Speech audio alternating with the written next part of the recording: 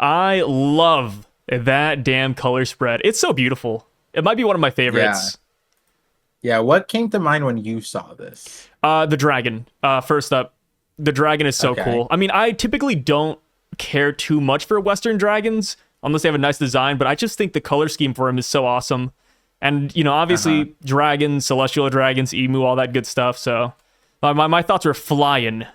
What about you? Yeah, I was wondering, I was thinking about like, because yeah, it's a Western dragon, and this one's kind of like chonky, right? Yeah, And he's kind of fat, dude. I was like, do Western dragons beat Eastern dragons? And I was thinking like all because like an Eastern dragon has hacks, like the way they Yeah, fly is just kind of like magic and like the flame clouds. But clouds. you take off the Western dragon wings, and now it's just like a alligator. I Yeah, I mean, like for me, I've grown up with a lot of family members who love Eastern dragons. My dad wants to get a Uh-huh. tattoo. I'm gonna get him one pretty soon of an Eastern dragon too. And Ooh. it's like, being surrounded by Eastern dragons all my life, I kind of don't like them. So I do prefer the Western dragons. So I think I have a bias where I'm like, oh, Western dragons are stronger. But you're right. Like Eastern dragons have hacks. They have flame clouds. They always have this weird elemental ability. So yeah, it's Yeah, rough. that's why I was like, dang, like this it would be sick to get one of these. I mean, we technically did in like Punk Hazard. We still don't know what the context of that dragon Yeah, so was, you know but that like dragon has two names, right? yeah. I told you about that. Yeah, And then he's you were named like, number wait, what? 13, but he also has a secondary celestial dragon name that we don't know about.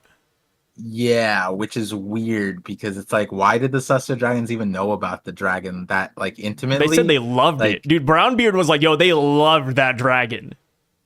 It's yeah, like, yeah. okay, And I okay. was confused because it's like, well, we don't know where that dragon, like, why Vegapunk even the way Vegapunk and what Cleome, Cleve, whatever Clyome. his name is, when he rolled up on his island and Vegapunk was just chilling with dragons, dude. It's like, Do you huh? think he asked about it at first? Or do you think he was just like, it's the world of One Piece, whatever? It is one of those things where it's like you also question why he didn't have more or like It I don't okay, sounded how about like this? maybe he had more, but they were failures. Because it's Dragon 13, because it's Vegapunk's 13th creation or something. Yeah. I think that's what the But Victory the card dragon said. was pretty like formidable to I mean obviously it faced Zoro, right? But Yeah, like it didn't stand a the chance against dragon him. yeah, which that's Zoro, but like if you had the option to have your island and I already know the answer and guys you guys could probably tell if you had the choice of 50 dragons or 50 pacifistas, which one are you choosing? I think dragons would be cooler, but I mean, pacifistas would be stronger though, right? I yeah, maybe it's like I like if Vegapunk put the effort he did into the pacifistas just into the dragon, then I feel like the dragons are better, like the same money. You know what I mean? Yeah. Then I feel like Yeah. the dragons would be I better. feel like Vegapunk, he put himself in a box with the dragon that we saw at Punk Hazard. Because like he could have Yeah, gave it laser beams, he could have made them electric, like he could have picked magma, give him a Kainu's power, something like that. But dude, that would be yeah, crazy. but he Pacifistas said with nope. Kizaru, Let's just make him breathe fire, dragons. Yeah, like even if they didn't breathe the magma, right? Like shoot it out. If they just dripped it, just fucking or made them dripped like it. 50% mechanical, right? Like the problem with the Yeah, Zoro fight is that the dragon wasn't flexible. It couldn't dodge. It couldn't, maneuver in the sky that well. Like when Zoro went after it, he was done. So like imagine Zoro goes after the dragon, tries to cut off the head, and then the head detaches with the rocket. Like yeah, Vegapunk, he could have cooked with this guy, but he didn't. Rest in yeah. peace. It's also interesting too, because like Vegapunk could have made a devil fruit out of this thing, right? Like theoretically. Um, I don't know. Like, do you think he has the lineage factor for dragons? Because that's Well, kind of he what it had a boils down to, dragon. right? He had 13, at least Yeah, but like, 13 is it like an dragons. So artificial dragon?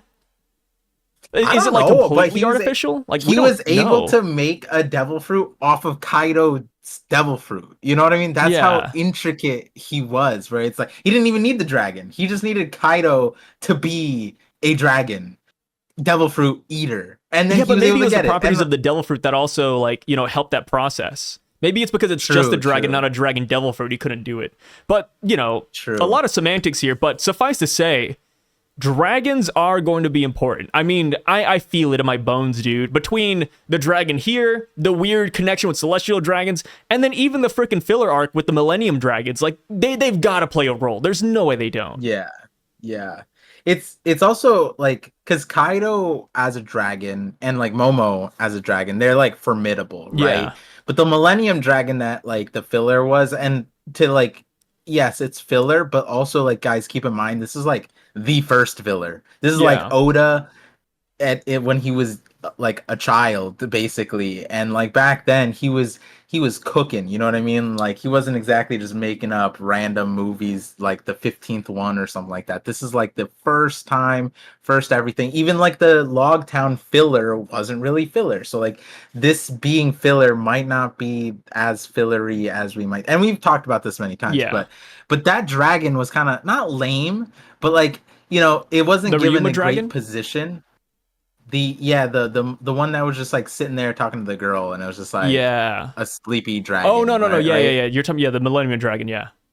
Yeah, Yeah. yeah. And so like with like, I'm curious to see what Oda does in the future, because I feel like yes, we're gonna get Western dragons, but like when, where, why? And like this chapter doesn't really help either because of how like Mysterious it crazy. is.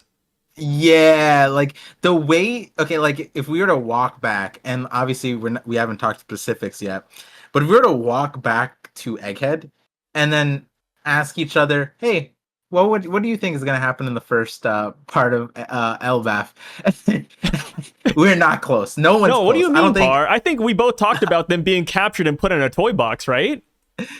Yeah, and with oh, I was gonna say LARPer, but like the whole nuance of it is just like, okay.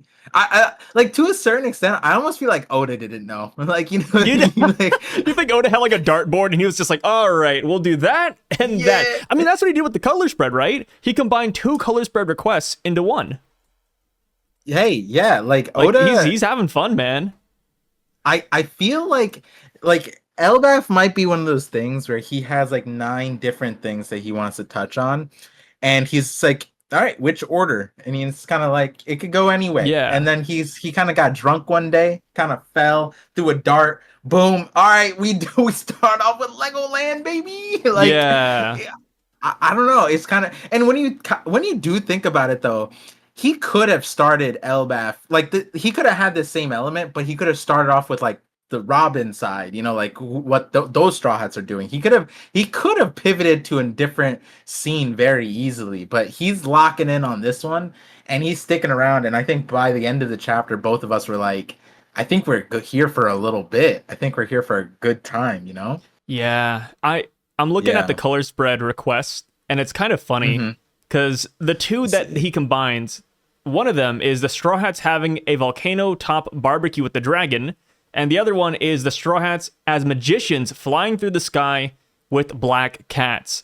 So I kind of laugh at that because it's like, yo, he got rid of the black cats and he got rid of the volcano. What if those are the two things the people who requested it really wanted? They're like, oh, I really wanted a volcano, and then instead they got the dragon. They're like, no, that was secondary.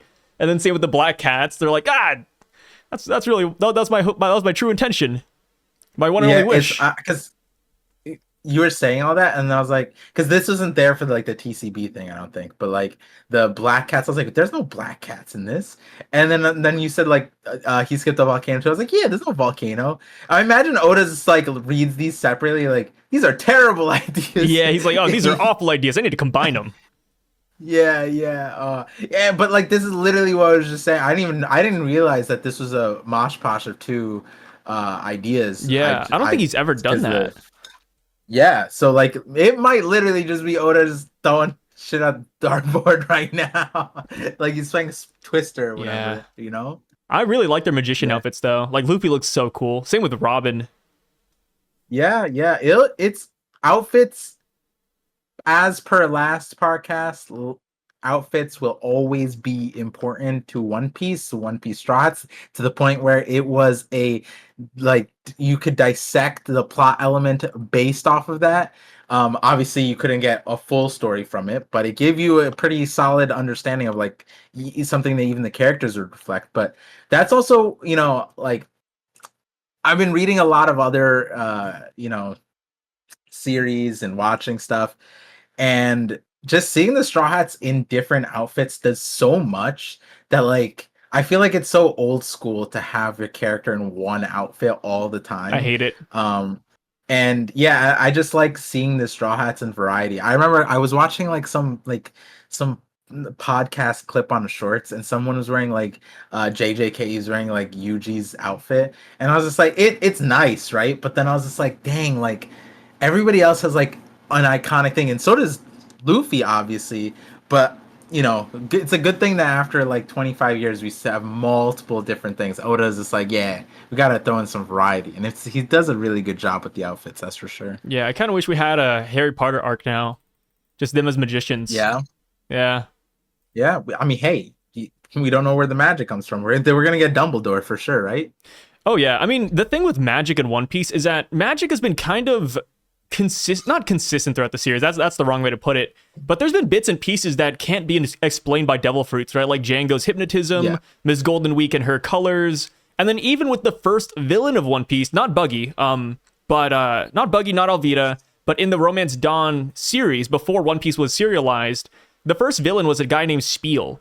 And he was just this ugly looking clown that had magic. Like literally he pulled out like weird colors, he pulled out flying knives, and he was just a magic user. So it's like, yeah, we're definitely going to see it. If that was Oda's first idea, I could definitely see that being brought back in at some point.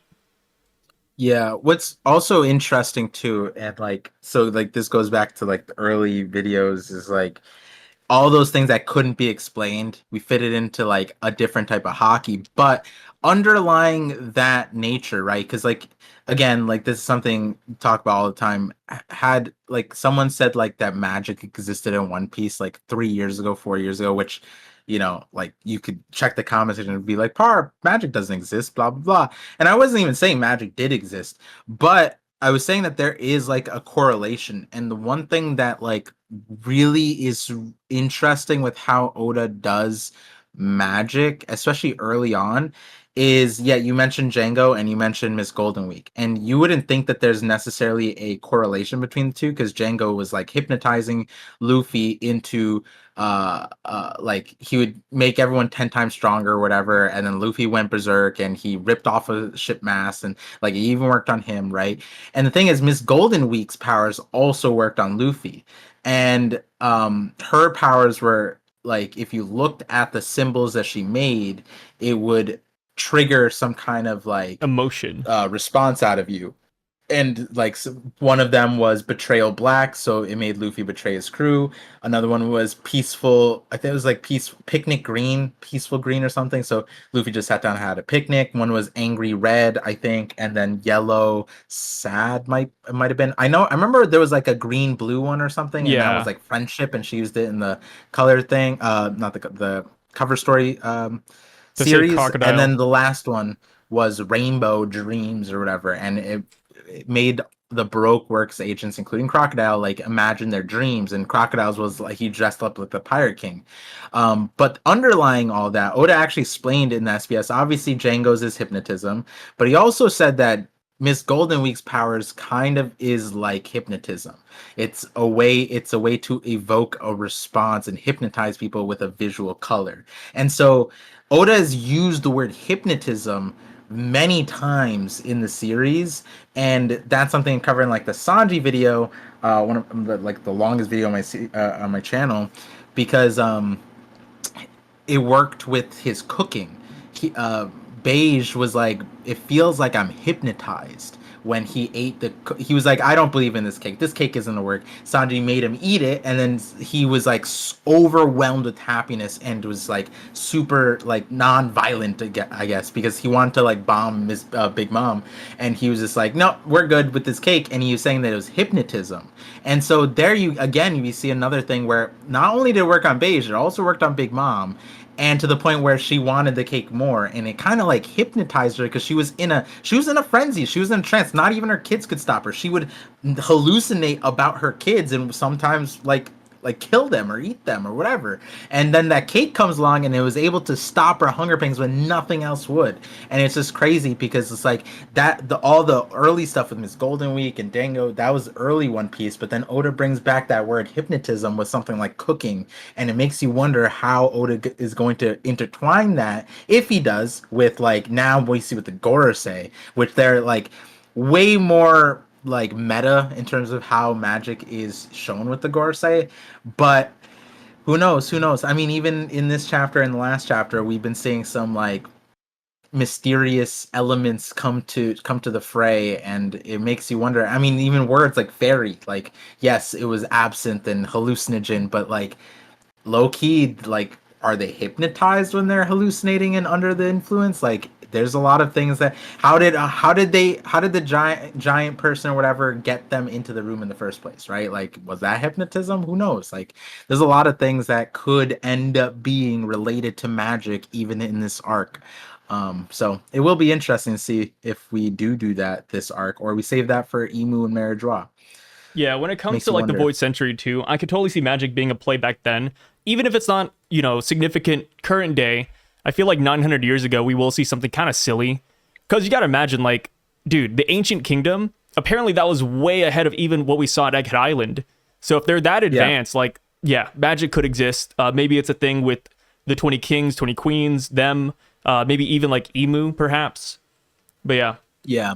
a lot I of fun mean, things going on there. on that point too, it's like it goes to the whole thing with like Vegapunk was trying to achieve what they achieved just through like pure mathematical science, right? Like when it came to Kuma's memories, he had to go to a drawing board and do E equals MC squared type of thing. But it might be that like there's a whole like thing that Vegapunk wasn't really an expert in, and the Ancient Kingdom was on top of what Vegapunk was doing, and he's just missing that piece.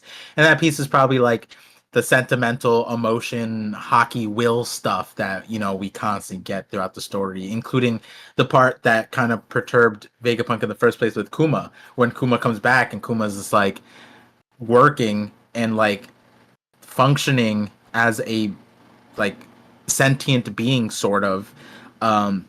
Vegapunk goes, this is beyond science, right? So there's something beyond science that Vegapunk didn't, know too much about. And hey, when we saw Vegapunk looking at like the Gorosei, and the Gorosei is like regenerating, that was beyond everybody.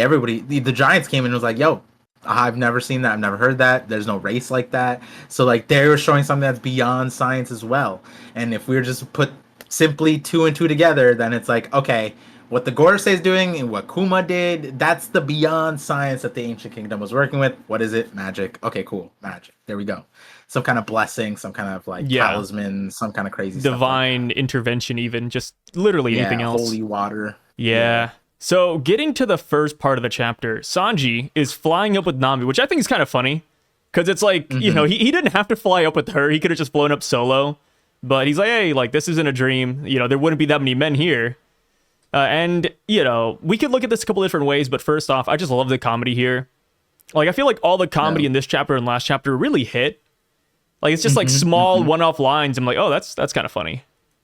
Yeah. Yeah. Oda's really doing well with the dialogue. Oh, For yeah. sure. Bringing back that. I think this is a good indication that he's having fun. You know what I mean? Yeah. I mean, he's been Starting waiting off. for this place, dude. Yeah. Like, what? Yeah. We went to Little Garden at like chapter 120-ish. Yeah. Yeah. And we're finally You here. know what? I think, like, okay, I don't know. It's gonna be a hard rule to follow. Can, let's never mention Little Garden while we're in Elbaf. Can we do that? No. That's going to be It's just impossible. do you know why I want to do that? Why? Because remember, like maybe it was like 20 chapters ago, we kept on reminiscing about Little Garden and how silly that cake was, and now, like, just now when you said the Little Garden thing, I just had like a PTSD fight or flight of like, please no, please don't bring that to Elbaf. No, Dude, no. imagine we see Mr. 3 here again, and then he solos all the giants. That'd be so cool. No more Mr. 3 victims, Oh, please. the sun god in this chapter could just be Mr. 3 in a giant wax Oh, costume.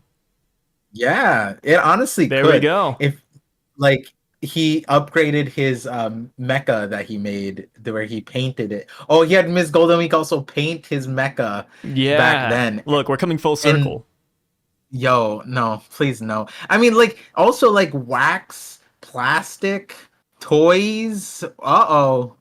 Yeah, Uh-oh. Mr. 3, man, it's his time to shine. Galdino. Mr. Bro, if Mr. 3 saw Lego Tech, he would be kind of cracked. You think so? I think, yeah, because like structurally, if he started building like in a Lego style format instead of his like jizzy kind of like, his normal old, like, I forget his castle thing, but it wasn't just like, it was like stucco. It's not as strong as Lego bricks. Imagine he starts incorporating Lego bricks into his wax. Oh my god, he'll He'd be be kind of so broken. insane. Yeah, Yeah. exactly. Oh Whew. man. So speaking of Legos though, I yeah, I'm not gonna look too deep into it, but it's kind of funny that when Sanji jumped off of the castle, like the castle just started crumbling. But I think that's just because Sanji's so dang strong though. I think that's the takeaway there. He just kicked it so hard like it broke off. But I was like, huh, it's kind of Yeah, interesting. Like maybe Lego blocks aren't yeah. as strong as we thought, but like it got destroyed on takeoff. It wasn't like Sanji like kicked it. It was just he took off. But outside of that, we see Zoro and Luffy, and Zoro kind of explains that when they woke up, they were all separated. They had to find each Mhm. other, and Luffy kind of calls Usopp out. He said, "Hey, you could have beaten that cat lion, Usopp, right?" And it's like, oh shoot, like are we gonna start holding Usopp accountable? Is this what it is? Hey, it's also funny because like prior to this chapter, Oda was playing with our perceptions a little bit about like sizing and where we are and stuff like that. So like the illusion, right? Obviously it's not a real illusion, but the illusion that like this thing is a giant monster that Usopp can't beat, and then this chapter kind of diffuses that illusion. It's like, wait, no, that was a normal sized big lion. You know what Yeah, I mean? normal Like size, for big One lion, like Piece, medium size. yeah, for Yeah, One Piece, obviously normal size. For us, massive, right? Like, it's like on Wano, that cat would just be run of the dime a mill. You know dozen. what I mean? Yeah, exactly. Like the Tama's cat would eat that thing. I feel like, or just like Komachio, Big Mom. Yeah, because Big Mom rode on the alligator. No, she rode on the Yeah, alligator, sure. not But the the alligator was lion. massive too. I don't know where the hell we got that Yeah, from. He just yeah, popped up. exactly. So, could Big Mom sit on this cat lion thing? I think that cat lion would need a chiropractor visit Yeah, I after think he would Big just Mom. die. Yeah, exactly. That's what I mean. Like the alligator on Wano was pulling its It was weight. crying That too. thing.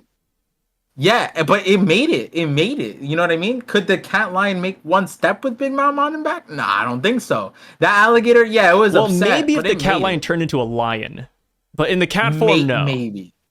Yeah, absolutely not in the cat form, right? But like that, like that's, but the point still stands. Like that, Imagine this we cat leave Big lion Mom and on that cat Wano. lion alone for a while, and then we see cat people 9 months later.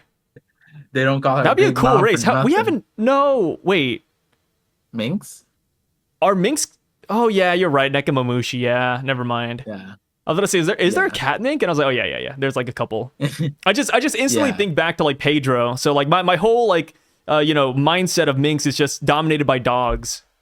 But yeah, there are cat yeah. people. We just don't have any like cute cat girls, which is kind of surprising. I feel like it's a Wait, staple in what is every anime. Pedro? Pedro's a Wait, isn't dog. Pedro? Isn't Is Pedro a he? jaguar? Oh, he's a Not jaguar. jaguar. Yeah, something like that. Yeah, cat. Pedro Right? One Wait, hold Piece. on, you're confusing He's me a now because you said jaguar. dog. He's a Okay, jaguar. okay, okay. He looked like Okay, a thank dog. I God. don't know, man. The guy's dead. You He's got gone confused now. because he's in Inuyasha's Musketeers, Yeah, right? he was a part of his She group. Yeah, which is this the lion was also a part of the Musketeers, right? I'm pretty sure it Um, was. he was so Pedro The, was the the captain of the Guardians. In the so, Guardians, we have no. We have Roddy the bull, Blackback the gorilla, Keith the monkey, and then Milky the reindeer. and these are the Guardians are Inurashi. The Guardians are Nekomamushi. Okay, and then on the dog side, Inurashi, he had the lion. Yes, he had Yo, Shishilion. what happened? He has Ooh, what is this guy's name? Consulate, like Lancelot, but Consulate, and then Giovanni, who is a zebra. Bro, like, Yeah, what was dude. we need to segregate these. We need to start segregating the animals, man. This is getting rough. Listen, it wasn't the point of having two dukes like this, and they didn't segregate better. Like, and then keep the cats on one side. Under Inarashi is Wanda, Carrot, and Yomo. Man, the minks are never going to be important. I think they'll be important, but not enough to where we have to remember these names by heart. Because I'm gonna be honest, I promise you, half of the people watching this video right now, you probably only knew about 3 or 4 of these people. Like, Inarashi, Shishilion, Pedro, Inarashi, like, or Nekomamushi, all of them. But Consulate, Giovanni, Yomo, who the hell are these guys, right? Yeah. Like, what? Yeah. That's what I meant by not important. It's just like Oda went through, like, that's what it feels sad, is like Oda goes to the effort of giving these like intricate names, and like these are characters that probably gonna see again. Do they matter? No. And like sometimes I feel bad. It's like, Oda put like Yomo. That's a cool kind of Yomo. The what? The monkey you said? Or no, Yomo Keith is the monkey. Can you guess what Yomo is? Yomo, based on the name. You said it, and I already forgot. you already erased it. No. I heard, okay, Yomo was toward the end and you said zebra. So right before no, you said Wanda, Carrot, and Yomo. Yomo is a sheep. Yep, you got it. Yomo the sheep. I'm fucking cracked. Is he a sheep? Oh, let's go. Oh, no. Let me see. He could be a ram. Let me do a double check. No, he's a sheep. He's a sheep. It's the same thing. No, sheep and ram are slightly different. All right. Yes, I'm not gonna argue that they're different. I'm just saying, like, what we shear the wool off of both of them, right? Like, that's sheep versus ram. The main difference is that ram is a male sheep, while sheep can be either male or female. Wait, I actually thought rams was just their own. No, I thought it was like bison and like bull. I thought like ram sheep. You know what I mean? Like it's similar, but like the one's made to fight. You know? That's like buffalo, bison, and then cow. I thought it was sheep, lamb, and then ram. No, me too. Me too. I just learned something new. Yeah, wow. That's funny because I've been around sheep, but not really around ram. Yeah, that's funny. That's interesting. So Usopp beating the cat lion. Do you think he could have done it? Oh yeah, if he locked in. I think he could have done it solo. Easily, yeah. Because like we also have to remember in time skip, he was facing giants like this, like giant insects, which are arguably scarier. Like the reason why insects aren't that scary is because they're tiny. You make them massive, God help us all. Oh yeah, my God, they would win. They would win easily, and Usopp was beating those. So I think he's capable. He just needs to like not be saved. I feel like the minute Nami showed up, he was like, "Oh, I don't have to try anymore. I'm good. I can just run away now." Yeah. Also, like if we're being honest too, like he was in the lion's mouth, but he was like, yeah, he could easily just shoot it right there. Yeah, he could have. Like if previous Usopp would have been like, did he ever say save me? Did he say save me? He might have pre-time skip. Yeah, 100%. No. This in this like last chapter when he was with Nami, did he say "Save me, Nami"? I think he did. Like cat, what's going on? And then like Nami accidentally dropped the hedgehog on him, and then lightning, and then he turned around like I could face this, and then he got slapped. I think he said "Save me." Did he? Okay. Yeah, I think he says "Help me." Let me see. He does say "Save me" verbatim. Damn. Yeah, No, rest in peace. I don't know. I mean, also though, like Luffy saying that, like you said, it's like I guess it's finally time to hold him accountable, but also, like it kind of feels like a flag, like Luffy, like Usopp will be, held accountable going forward, like held accountable, like in a meaningful way, right? Yeah, like it's not like some plan where it's like what Operation not Usopp, SOP or whatever, and then like Usopp pulls out some like gag, and then plus his face, and then he screams, and like like yeah, like they relied on him, and it worked out, and he became a god. Like yeah, but at the end of the day, all that was a gag, and that's what I mean. Like this time, it's like no, he's I hope so. I hope actually, so. yeah, Like, yeah. I don't think repeat of that. in a silly way, I kind of wish that when the cat lion was eating Usopp, he just poured Tabasco down its throat. Bro, yeah. Because remember when he used to have the- Tabasco as like a staple in his arsenal? dude, yeah, Tabasco Firestar Phoenix, like that was Yeah, one of the that was cooler ones crazy. because it's like, yeah, like also because that's like pepper spray, but like targeted and in Tabasco form like that. You honestly like we talked about this on the 50/50. Imagine like as a deadly weapon, we just started carrying around like ghost pepper hot sauce, ghost pepper spray, and just we'd be we'd be menaces. Yeah, there'd be like a water 100%, poster like, out for us if we just threw Tabasco at people. yeah, like, and what, that's not illegal. I can't, no one can stop me from carrying hot sauce. They just, Yeah. and then it's like, boom. What are you gonna do? Now you have to also wash it. It's like worse than pepper spray a little Yeah, bit. he should have just poured Tabasco down it, man. Damn. Yeah, yeah. So So like with Usopp, Yeah. like that's one of my things with like Usopp. People always said like, oh, he's not gonna be this strong. My video never said he's gonna be this strong.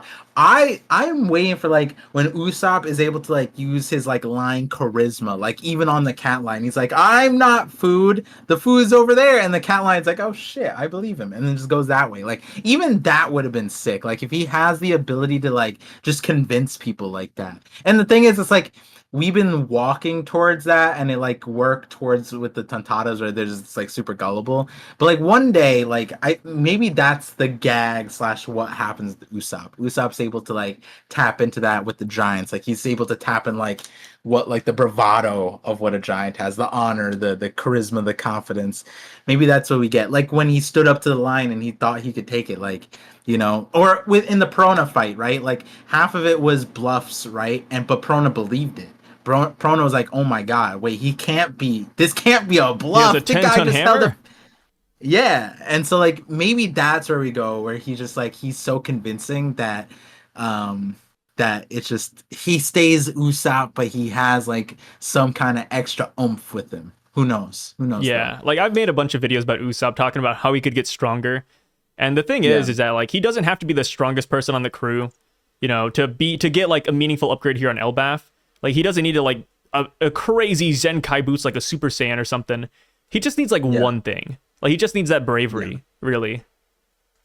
Everything else is just always a bonus.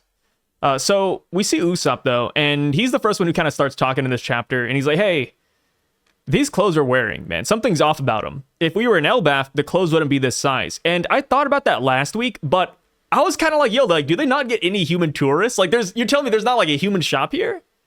That's kind of crazy." That's what I was saying with the last week about how the clothes are going to be meaningful. Like for those who are listening, it's like every arc Oda emphasizes how the Straw Hats got their clothes. In Egghead, it was literally like an A vending entire machine. chapter for both the Straw Hats. Luffy had to visit a shop and rob it, and then Kuma as a cop was like, stop shoplifting, and it was all centered around them getting clothes. Same thing again when they went to Labo phase, the other half of the Straw Hats, they got put into clothes, and then not only did he put in clothes, but those clothes ended up being plot elements because they were wearing Dom shoes and they got locked down and they couldn't even get out. And so like more that like as you go further back, you start seeing all these different intricate things Oda does with the clothing, and how something really small could be really meaningful. In the last chapter, it was the a lot of people were discussing like, are these people normal sized or are they giants, and are they really tiny, or all that stuff. And with the clothes detail alone, you could tell that the people there had to be their size, and that like you could extrapolate more off of that, but realistically that's all you could tell, and that was accurate. Now the nuance of where they were and all that stuff you couldn't really get from the clothes, but to your point, if you were really intricate, if you were really like, if you took that detail and really ran with it, and you're like, oh well, they don't. Shanks goes there. Oh, in the Big Mom flashback, Mother Caramel was there, and the kids are normal size, and they also had Elbaf clothes, which is stuff that I left out of the thing I put in my video, but I never posted the video. But the if you held on to what your criticism of that idea was and applied it to clothing, you might have gotten to a situation more like this, where it's like, okay, this if there are small clothes and the other people are wearing it, and Elbaf should have that, then maybe we are in an isolated situation. Maybe we are in a dollhouse type of situation. You could have used that detail even further and locked in that idea with all the other context as well. But even on this like page, you get like another line from Nami, which if you pair the two together, that's how you land on the whole like isolated part, which is where she goes, There's no wind.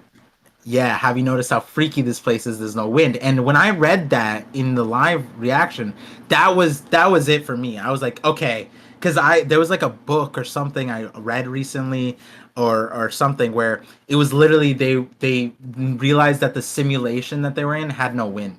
And they're like, yo, we are not in the real world because there's no wind. And then I forget what it was, but like the wind god was missing or some shit, so there's no wind in god. this like burst. Yeah, like what if that's the explanation here? Gods. They're like, oh, because we killed the rabbit, the wind is gone now. Yeah, that'd be funny, right? But I think like I forget what I had read, but when I saw that wind thing, I like 6 different references came in, and one of them was about a simulation, and another one of them was about a god, how like one of the gods was missing, so then people started realizing stuff that the god was attributed to was missing, and how much that like affected stuff. But yeah, that was a big line, and Oda put that all on the same page, which is just another thing where it's like Oda's intertwining like comedy, but then also putting in like in small lines that actually mean a lot, and I really appreciate when Oda does that, because I love reading the dialogue and how meaningful the dialogue is. In One Piece, it's like it always feels like you're getting a value added with the dialogue, especially in this chapter. Like Sanji and his woman radar, right? He's like, hey, the crew is not nearby because let me tell you, I don't smell women. I don't smell a robin. Hey, I'm the same way. That happened yesterday. I was like, my friends aren't here. We have to go somewhere else. Yeah. You could just, they'll have like a distinctive smell. You just like kind of pick it out. Yeah. Yeah. Well, no, I think I told you this. My nose is very, very, I always smell things out. Smells how I have survived this. Lucky. Long. My nose is not that great. Yeah. It's a curse and a blessing. Yeah. Sometimes some things don't need to be smelled. Sometimes it saves me. So now that they've arrived and they're all grouped up, they want to head to town. So they head right there, and that is when we run into a grasshopper. I don't even know what to call this guy. A grasshopper rider? Well, like a motorcyclist, but a grass cyclist? You know what? You're saying right now adds on to how much this pissed me off. What do you mean it pissed you off? This whole segment right here. You want to know why I'm mad? No, why are you mad? You want to know why I'm mad? I know why you're mad, because there's no ass cheeks on the screen. No. Oh. What? No. It's because so when I read through, a lot of times in the reaction, I missed some things, right? And I got past this, and I was like, wait, what was that guy's name? And then I was like, did we not get his name? Oh, they always announce themselves, and Yomo. Like, how do we know who Yomo is, right? And then I was thinking, like, it was like Gonfall, but Gonfall's like, oh, I'm Gonfall of the Sky Knights, and this guy didn't even introduce us. He has a name. What's his name? Oh, is it not in TCB? No, wait, it wasn't in TCB. What was his name? Clark. I'm kidding. I'm sorry. That's mean. Yeah, I was like, wait. I wanted to give him a cool name. Harvey for Harvey Davidson. I'm like obviously joking, but like I was like, wait, I wanted like a Gonfall, and I was like, is this guy not matter at all then? Like Oda didn't even name him. Yeah, it's hard because I was like making a couple videos off of this chapter, and I didn't know what to call this guy, so I was like, yo, Mr. Grasshopper, I guess he's just gonna go with that. Yeah, that's I was just like, man, like, because Gonfall, to this day, people make new theories on Gonfall because he has the Gorosei tax, right? Yeah, but like Gonfall's an important character. Like this guy, be real. Are we going to see this man again? I don't know. I don't. Gonfall was the same way too. We didn't know until they blew the whistle, and then he like the thing with Gonfall was like we saw that he was like strong, but we didn't like understand it because remember at that time it was the Straw Hats, the Monster Trio lost to what's his face Wiper. It was Wiper, right, who was going up on them on the bull, or was it somebody else? Someone with the bull mask was running up on the Monster Trio. They lost at Skypiea, and then Gonfall came down and beat that guy, and so it was just like, wait, this guy's stronger than Luffy, Zoro, Sanji? And he's like, no, it's because you guys can't breathe up here. And then they were like, oh shit, I'm good now. Yeah, they like, couldn't breathe, and they couldn't understand what the hell was going on with Wiper's tech, because he was like flying on clouds, and then the Straw Hats were kind of stuck.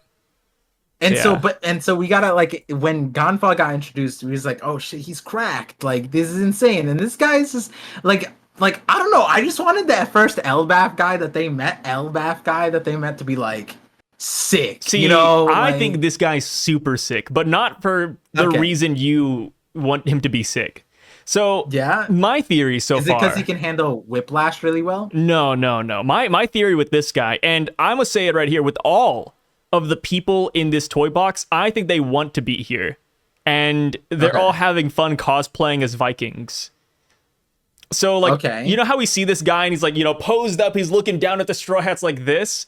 Like it seems like somebody pretending to be cool, and that's why I think he's kind of awesome.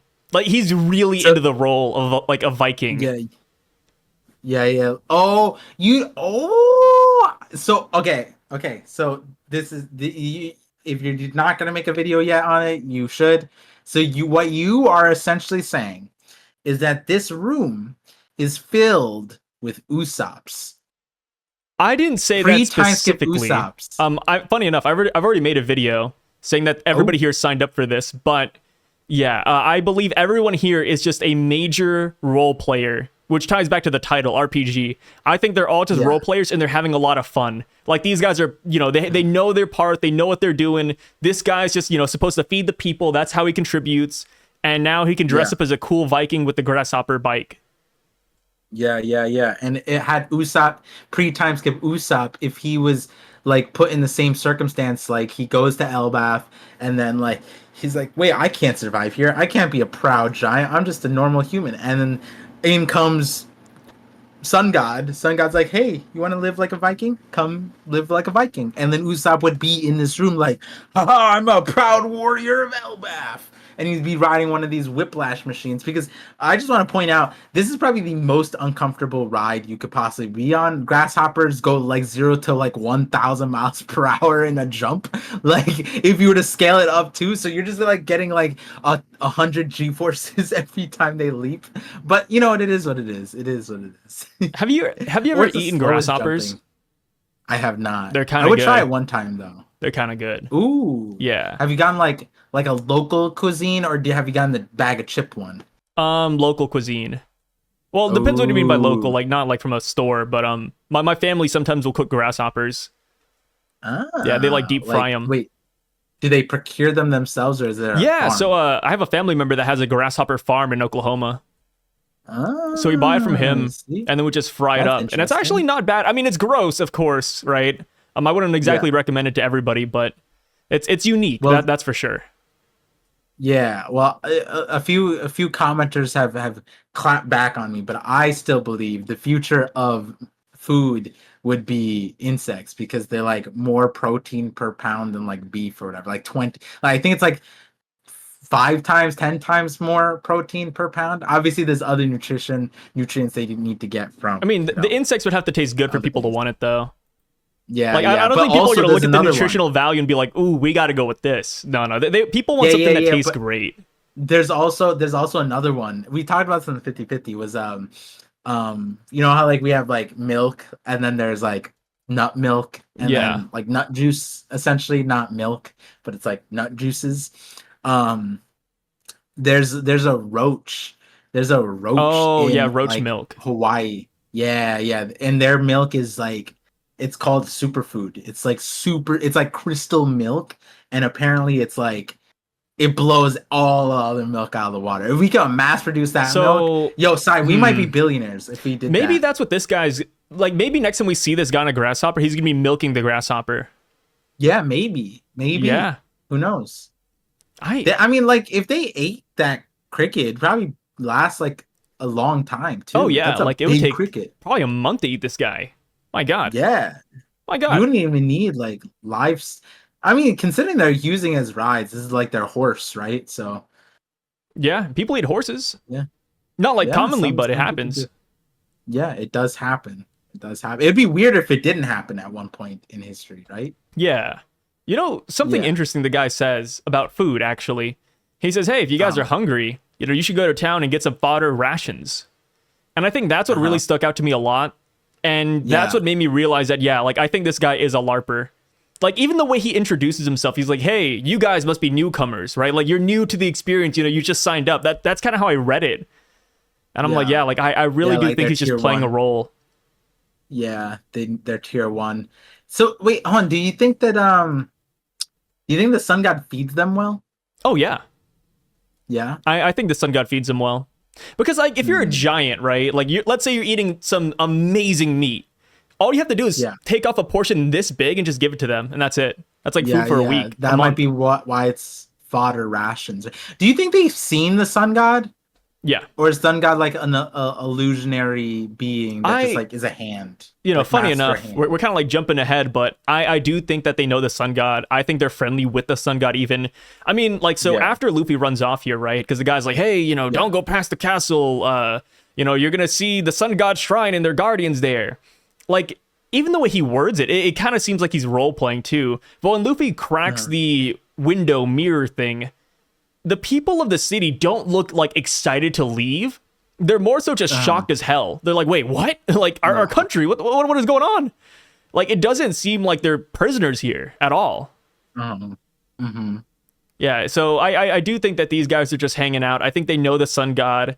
And I wouldn't be super shocked if come next chapter, these guys turn to the Straw Hats and are like, wait, what the hell are you guys doing, man? You're ruining this. You know what I just realized? What's up? This place has no wind, so it's not like well ventilated. That fire was like deadly, like Yeah. so deadly. Which also, they were it ties back to them probably knowing that they're in a box as well, right? Because they're like, yo, like the country's Yeah. doomed if that catches on fire. Like, we are gonna suffocate, the resin's gonna burn, like everything's gonna go wrong. Like, so I think they do know like where they're at. I think they're comfortable with it.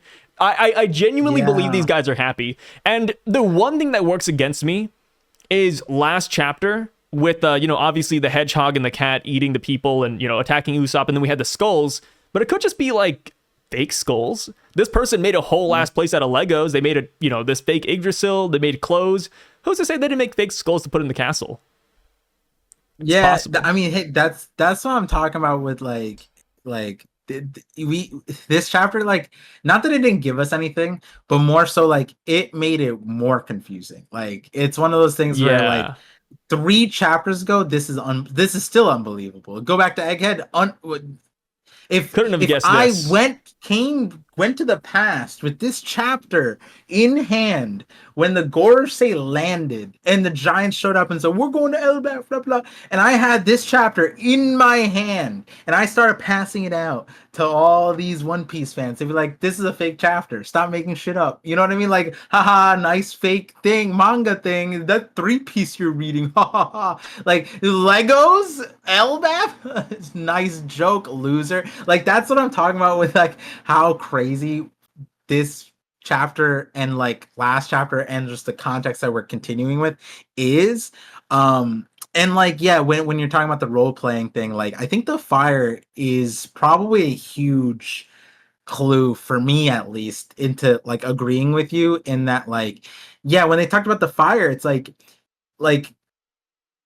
it was a small fire in like a section, and it's like, yeah, if the tree catches fire, blah blah blah. I'm just like imagining a fire like that being like on any other islands, people being like, oh no, our country's gonna be destroyed, you know what I mean? I don't Yeah. think ever Like I feel like even on Ohara, they're like their country was destroyed, but like and everything was on fire, and they're like, at least our books are good, right? These guys were like, no, our country is gonna be destroyed with this We're fire that's dead. all the way over there, and it's like you're right. Like it felt a little exaggerated, and if there's no wind, if they're in a box, then that fire is deadly. That fire is suffocating. Or maybe they were So just super into the role play and they're like, hey, if the Giants lose the real Yggdrasil, then they're doomed, so we're doomed too. Like maybe they're yeah, just really into character. maybe also if it's RPG, then there's a likelihood that they get like dailies. They're just grinding missions. Yeah, yeah. Every day the tree doesn't take 5% health damage, we get a bonus from the sun god. Yo, like I I'm love just, that. That's so come on, freaking right? funny. Like if Oda's locking in, these guys got dailies, dude. Okay, let's be real for a minute. Let's stop, poking the fingers up the booty hole. But Oda who's doing that? All right, okay, Par. It's time to stop Don't smell suckling the your finger grandma too quickly, teats. son. But Oda definitely plays video games. He plays. Yes. Actually, he has an interview where he talks about how he plays a lot of gacha games. So Oda Yes. is familiar with RPGs. Oda knows about the daily grind of all these Yes. games. So I actually wouldn't be surprised if they have missions. And this guy, the grasshopper dude, he's fulfilling his dailies before it Yeah. expires. Because he's like, yo, like, I literally said, I gotta go feed the maintain needle god, dude. Like, get out of the way. The resets in 5 minutes. And maintain the building. I think they have dailies. Dude, he's dude. literally doing dailies. He's grinding. Oh my He's god! grinding. I wonder what they get. Yo. Yeah, what do you get? Like, Imagine it's a piece of clothing. Because that sounds appropriate, Like, right? yeah. Yeah. But like, and think Here's a if you sword. really think about it, right? It's not that crazy because like in Udon prison, they had dailies too, and then they got Yeah, you like, work, food you for it. get dumplings. You get a ticket, you submit that ticket, and then you get you get your dumplings, right? And then so here it's just expand that, make it more RPG like. It's not that crazy, and I think really it isn't. would fit really well if you have if you have some kind of like godlike role playing and like constituents. You're gonna have dailies. I think you're gonna have dailies, and oh, that's so It's funny to think so funny to think about because I play so many like RPGs, gacha games, like MMOs. Yeah. So like I understand the grind. Like I see this guy in the chapter, and that's why I think he's so cool because I feel like he's almost relatable in a weird way. Like we've only seen this grasshopper dude for like half a panel essentially, but he made an impact with me, man. I like him. Yeah. He's built like Yeah. my brother-in-law. I just want his name. That's it. Like I had no just problems want with his him name? when I read the chapter. Ooh, how about And this? then and then I got more mad when you told me about Yomo. Like who the I don't give. Dude, I don't care about Yomo. okay. The first person we meet, I want his name. Let's slide the credit card through the meat flaps. What if this guy got a whole One Piece movie dedicated to him, and that's it? Would you be cool with that? If we got his name, like You just want the name, okay? You don't care about the story, then all right, gotcha. let's make up a name. Can we do this? I like Harley for Harley Davidson, Harley or maybe like a spin off of that, like Charlie. Charlie. Yeah, Charlie Hopperman. Charlie Hopperman. This sounds LARP enough. I think so. Does that sound? Oh does wait, Charlie sound like he he's does daily? cosplaying as an Elbaf warrior. So Charlie Skin Hopinson. There we go. Oh, Lock it in, dude. Charlie Skin Someone's gonna ask- Hopinson. I swear it's gonna be an. That sounds so thing. Hey, racist. Oda, who is this guy? He didn't. You know you know what? No, I am mad. Recycle Kerr got a narrator box. This guy doesn't. You're get one. right. The dog that didn't match, dude. We're buffoons. We made 3, 4, 10 videos talking about that stupid recycled dog, and it was never important. Dude, okay, wait, par. Since that recycled dog was not important and we made like so many discussion videos about him, how about this? Yeah. How about instead of looking at the present, we look at the past? Maybe in the Void Century, the Recycle Kerr was a major player in the Ultimate War. Yeah. No, how about like we got to keep this boat afloat, man. Oda didn't even make the recycle. I mean, not Oda. Vegapunk didn't make the recycle cur. Like, because when you think about it, like, was the recycle cur like interacting with anybody? What if the recycle cur was already on that island with the giant thing, and Oh, Vegapunk just cooking, like cooking. coexisted? Oh baby, Or maybe that's oh Toki's baby. dog. She brought him from the Void Century. Toki's And she lost him. Toki's. Yeah, yeah, yeah. Yeah, recycled Toki, bro. Yo, Oh you man, know that's what? crazy. In the honor of Recycle Curve, we have to equally put enough effort into this guy. Yes. Charlie Skip I mean, we Hopperson. already, What's his name? dude, we talked this dude up to hell and back already. Like, what more can we say about him? I mean, we did figure out a good chunk. Like I think my favorite part of this video is going to be the dailies thing. I'm going to be waiting for the This dailies. guy's doing dailies. He's grinding. Yeah, Oh man. like I love like I'm not that I'm sad that we're on Elbaf and doing the daily like RPG thing, but I mean, you know, like is this some kind of serotonin boost? And game makers know this and people who play these games know this. This serotonin boost to see that check mark or the sound or the bar filling up, which they don't get. They're just gonna get like a scroll paper papyrus type of thing and be like, oh, there goes the rabbits for the day, and then like it's not the same, you know. Whereas if we did this on Hey, we maybe get the anime adds it. progress Like, card. when this guy shows up, you hear the sparkling of his gear. Whenever he completes his dailies, there's like the Fortnite chest that drops from the sky, and he's like, Yeah, yeah.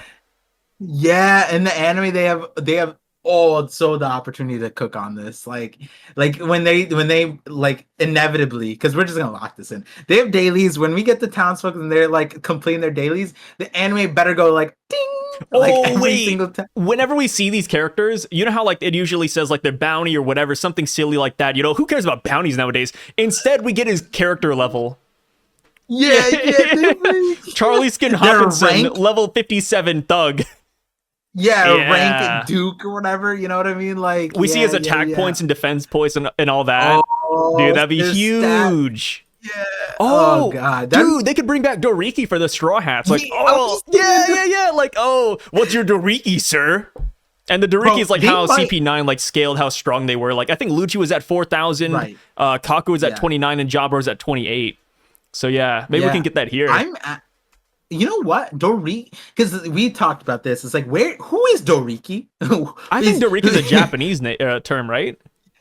I have no idea, I'll but look it up. all I know is that like if Oda wanted to make lore for Doriki and had it stem from Elbaf, and like this giant uses Doriki as the way to scale these people up and down the ranks, that would be kind of sick. It'd be kind of sick if they used Doriki and Cypher Poe was using it as like, you know, some kind of background leveling system that they had. That'd be a really cool way to bring it up because it's like Doriki was like a random It's a made thing up that word. he introduced. Yeah, Yeah, it's a I completely remember we made up talked word about it. apparently. Yeah, so like Doriki being the way it is, it's like Oda introduced it for like a chapter or two and then just completely threw it out. And even the who he brought it up with was like Fukuro, the balloon dude. And it's like, who is that guy? And where did he learn Doriki? He's the only person in the like we didn't have Whitebeard going around like, oh Ace, you only have 15,000 Doriki. You know, rocks like there was no Doriki in the Rocks Pirates, there's no Doriki on Amazon Lily, no Doriki on Wano or Fishman, all these isolated places. So where's Doriki? I gotta say, I'm kind of thankful that Doriki doesn't play a big role because Oda could have easily put himself in the same hole that Dragon Ball did. Dragon Ball. Yeah, where like That's why eventually he like did it, power right? levels don't matter. Like, oh, Goku's Yeah. 50 million right here, but you know, Super Saiyan's a 10 times multiplier. Now it's like 500 million. And then, you know, it's fun for like, you know, to have a minute. But yeah, the fan base will take Yeah. that and they go crazy with it. So that's kind of why I Yeah, don't yeah, like yeah, it. So, you know, maybe it's a good thing it's not here in One Piece. Like, you know Yeah, how yeah. cancer No, would be if, I- like, Akainu was revealed to have, like, 5 million Doriki, and then Ace has, like, I 3 hate million, it. and they're like, I oh, but hate it. so 2 Aces can take out Akainu. Like, you know, something like that would pop up, and it's like, oh, God. I would absolutely hate it, but I would like it if like these dudes were using Doriki. Like that's it. No, only these guys. Like it'd be so funny. It's like, oh my god, you need 15,000 Doriki to overcome the Guardians. Oh, you know, like yeah, no, you're right. Like, it's like, oh, somebody beat the Ear God, and, you know, they freaking beat him under leveled. How'd that happen? yeah, exactly. Like they look at Luffy like you must be 15 million Doriki. That's insane. You beat 5 of the Guardians all at once. Like Actually, let me see. And then Was he upset about the Ear God dying? Wait, what does he say? I don't think Um, they stayed quiet. They were like, no, but he mentions something about it, right? uh, he Let me see. said Yeah. Where is it? you need to feed it. A giant rabbit was found burned to death near the town. Okay, that sounds kind of sad. I don't know. Like, what if the rabbit was their friend? Like, the rabbit was play fighting, like, ha ha ha. Like, imagine we get a flashback and, Charlie Hopkinson, he's like over here dancing with the rabbit. Like, they fight for a little bit, then they chill and hang out. They're like grinding each other for experience points. And the next thing you know, you see his burned body in the forest. I think that now I think about it, yeah, like the gods, like the cat line, they're probably moderators. Yeah, you think so? Yeah, like they're the sun god's way to like moderate who like, and then if whoever breaks the rules or whatever, they get killed. And so it's like the sun god's way of having like not moderators in the sense of like Discord moderators, but like a D&D kind of like if you had like a big session, I guess, like you'd have certain people to like rules and stuff like that, like to make Yeah. sure everyone's like on the same page of that kind of thing. Like it's probably something like that, like these like the cat line. Because when you think about it, the cat line was kind of like not violent per se, but like but it wasn't like I feel like it could have been worse, right? Like I don't know. I don't know what I I don't think. know. It's Like, they could it's also just be playing a interesting. part too. That's what I was wondering. I was like, are these animals in on it? Because that would be wild. It looks like the cat lion got really. I mean, obviously everybody would, but like after he gets electrocuted, that's when he turns like super deadly. But that's Yeah. fair. Like if somebody shocked me, I'd probably be kind of pissed. So, Wait, isn't that like a huh? game? Like when you have the NPC character, like the guard of like a city, and then you're not supposed to attack them, but then when you do, that's like not allowed, and then they become like you can't beat them, they're like invincible. Like, isn't Yeah, that in some kind of games, yeah, huh? like the cat, like you're not supposed to attack him, and if you do, he'll turn into a lion, and then you can't beat him. But then like these, like Luffy and them are hacks, so then they could just they're not from the game, they're over leveled in the city, Yeah, right? Interesting. Oh I love this man. theory. Which I Yeah, gotta yeah. say, This is I hate to be that guy. This is the last time. This is the last time I'll ever bring it up. I promise. I swear to God. But I am glad like that Bailey's. the inconsistencies from last chapter don't have any merit here. I really am. What do you mean? Like the whole thing with like Luffy's weapon transforming from like a sword into an axe in one panel, and then the gear Oh, third, gear fourth thing. Because people were taking that and they were kind yeah. of spinning it saying that this isn't real, which, I mean, to be fair, like, it's not technically real, but it's not like a visual Yeah. illusion. It's not like, a fake Luffy, which was a main theory It's that not a spawned last digital. week. Yeah. Because people were saying that Luffy and Yeah. Zoro and Sanji are all fakes and they're not, like, real life. And it's like, no, like, I don't know. Like, I'm not on the internet yeah. anymore like that. So No, I need I to get didn't off. see I need to any of log that. off, dude. Yeah, Sometimes I I'll see it. literally And last it's like month and one a half. guide. I just get one guy. Like, oh, there only has to be like one person that says it. And I'm just like, no, no. It just ruins my day. Yeah, They're not like ruin my day, but like yeah, they're so adamant about it that they kind of disregard like the other possibilities that it's just a mistake. I think like if yeah. somebody has that theory, I think that's fine. But every side has it, and same with power scaling, right? Like I think power scaling is good, and all these debates are good and fun to have. But it's like that one person that just has to ruin it. It's like they take it too far, right? Like it's like a Yeah. Jacob, Jacob walks in the room, everybody's playing with their swords and they're playing with pool noodles, and then Jacob brings like an AK-47 and guns everybody down. It's like, dude, what the hell, God. Jacob? Yeah, That's not the what the prerogative hell, here, man. Jacob? That's the response you'd have to that Yeah, scenario. What the hell, Jacob? Jacob, stop, dude. Yeah, yeah. I know we have our Second Amendment rights, but Yeah, Jacob, that's not. please don't kill my family. Yeah. Jacob, we're just having a What the barbecue, hell, man. Jacob? Damn it, dude. Yo, yeah, I was gonna say like I like the last month and a half. I think I told you is like I've been so offline. Like I haven't even checked my like Discord messages, and I'm like, Yeah. woo, it feels good To be though. It fair, feels like good. I feel like every One Piece YouTuber that has a Discord that I know of, they always say they never check their Discord.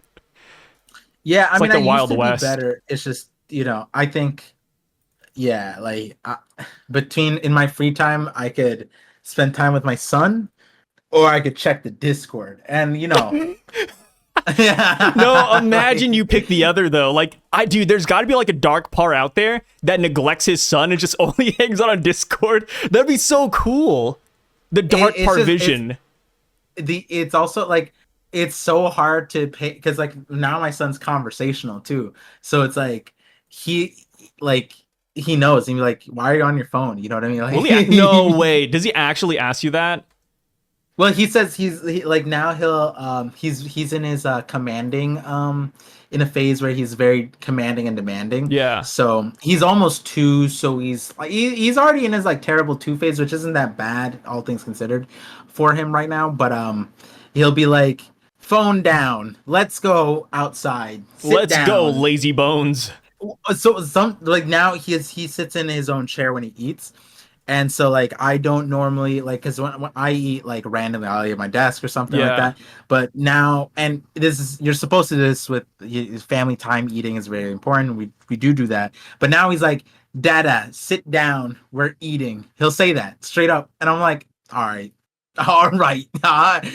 You can only talk to me like this because you just learned how to talk.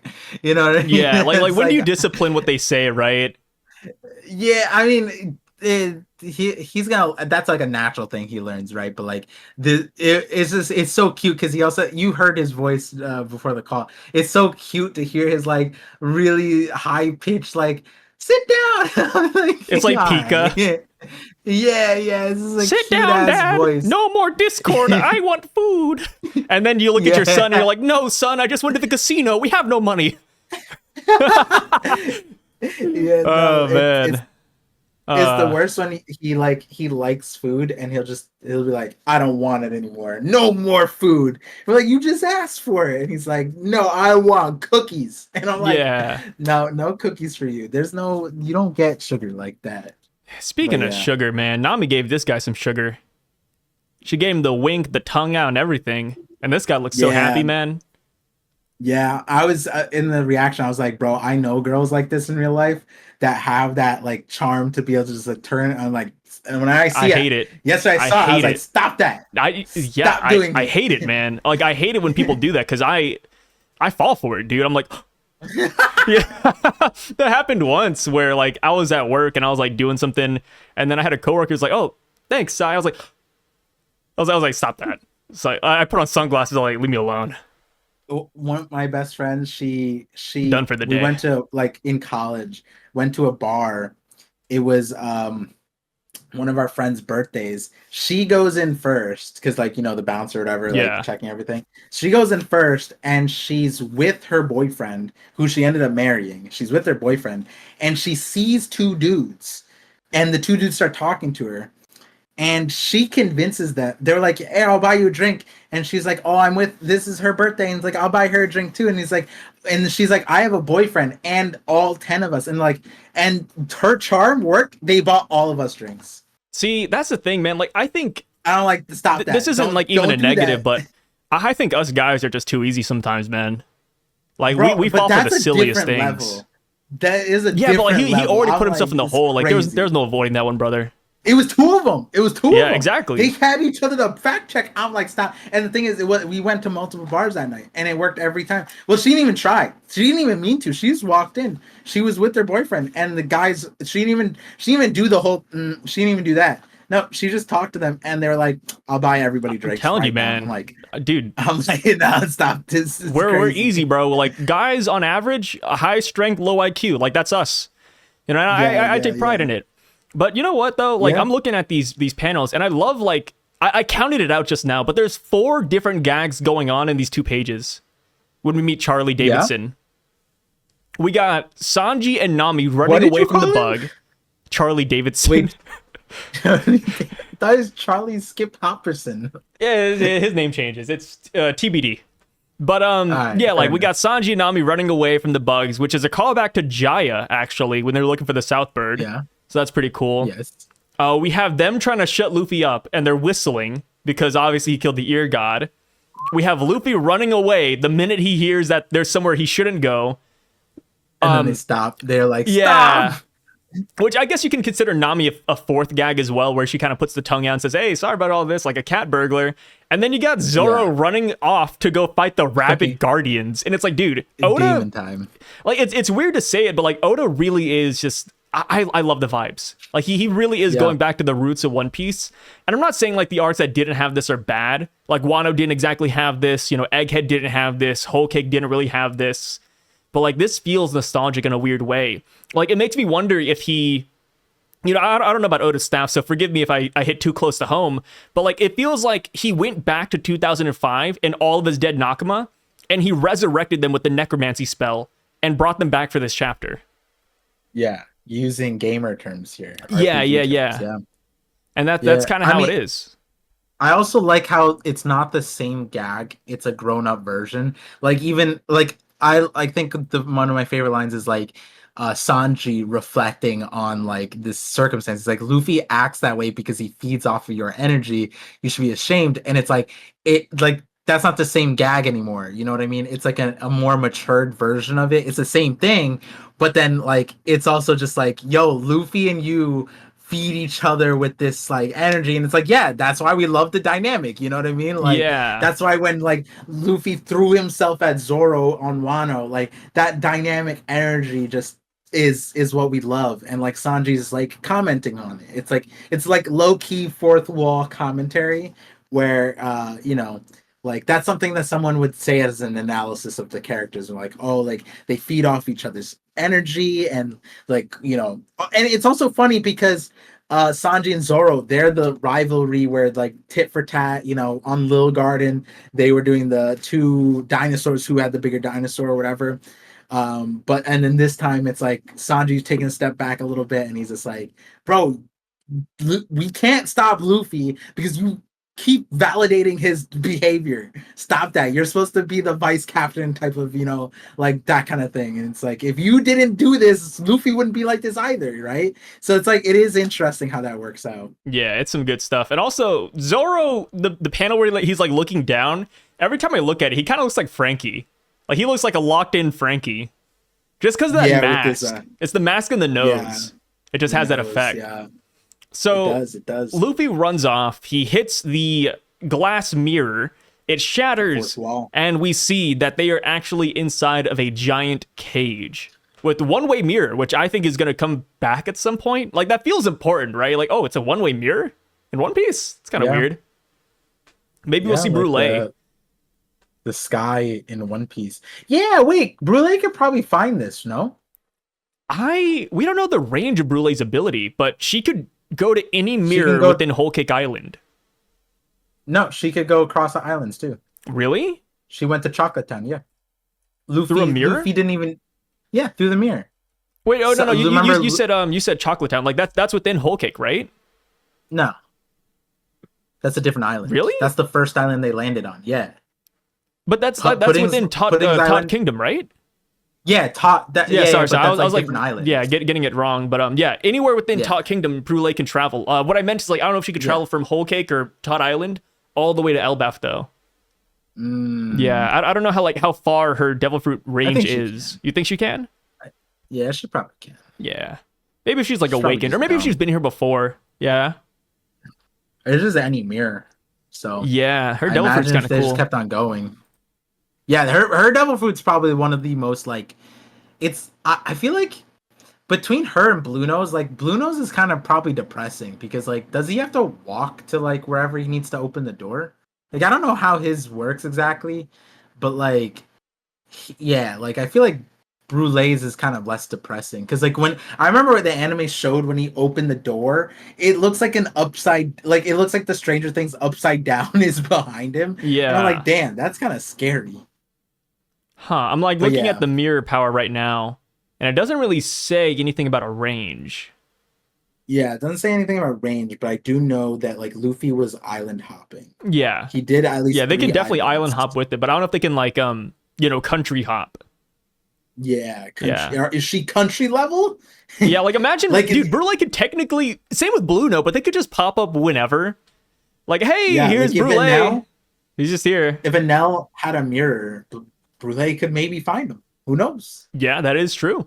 She could just travel to the moon. That'd be kind of cracked. Like if aliens had mirrors, like that, her power would be able to discover aliens. It technically could.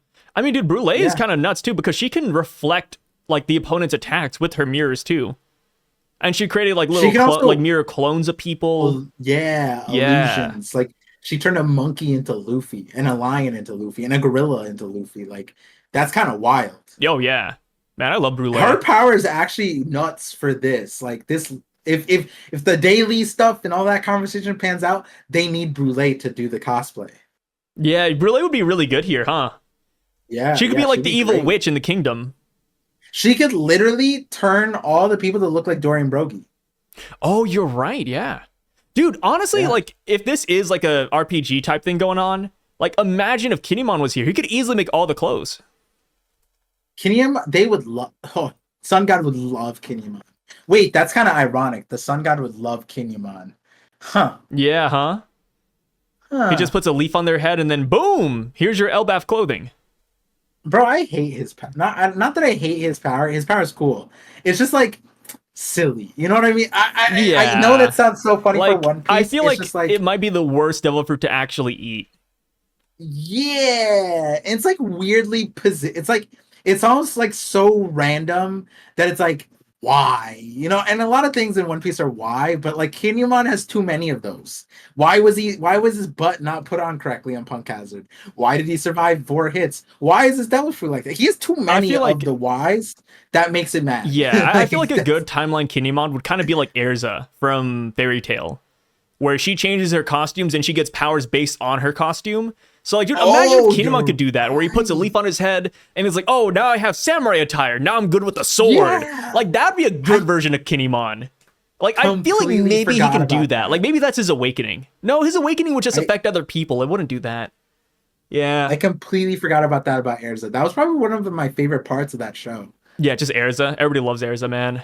Yeah, well, like the concept, like you know, like the way she, 'cause I think it reminded me of Zoids, where it's like the different loadouts. It like just kind of felt cool. Felt like an RPG, kind of, you know? Yeah. Different Yeah, clothing equals yeah. different Oh. powers. Done. Yeah. Dang. Oh shit. Kinemon Awakening could be so cool Here, let me if look it it up. worked like that. Obviously. Fairy Tail, Erza, all armors. Clear Heart clothing, Heaven's Wheel armor, Astraxia Yeah, there armor, were some Celestial good armor, powers. Seduction armor, Flame Empress yeah. armor. Like there's so many. Samurai armor, Scythe armor, Sea King armor. Like, you know, Kinemon doesn't even Sea make King armor. one. He just makes clothes. Dude, make armor, man. It's a part of your ability. Dude, he could have made steel suits for the entire raid. Yeah, like you know how useless it was for them to blend in at the end of the day.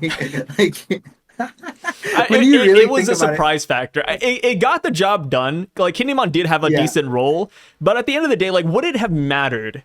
Like, would you rather sneak into the heart of the enemy and surprise them? But granted, you don't really get like the drop on like the main people, or would you rather just have steel like crazy armor on at the start?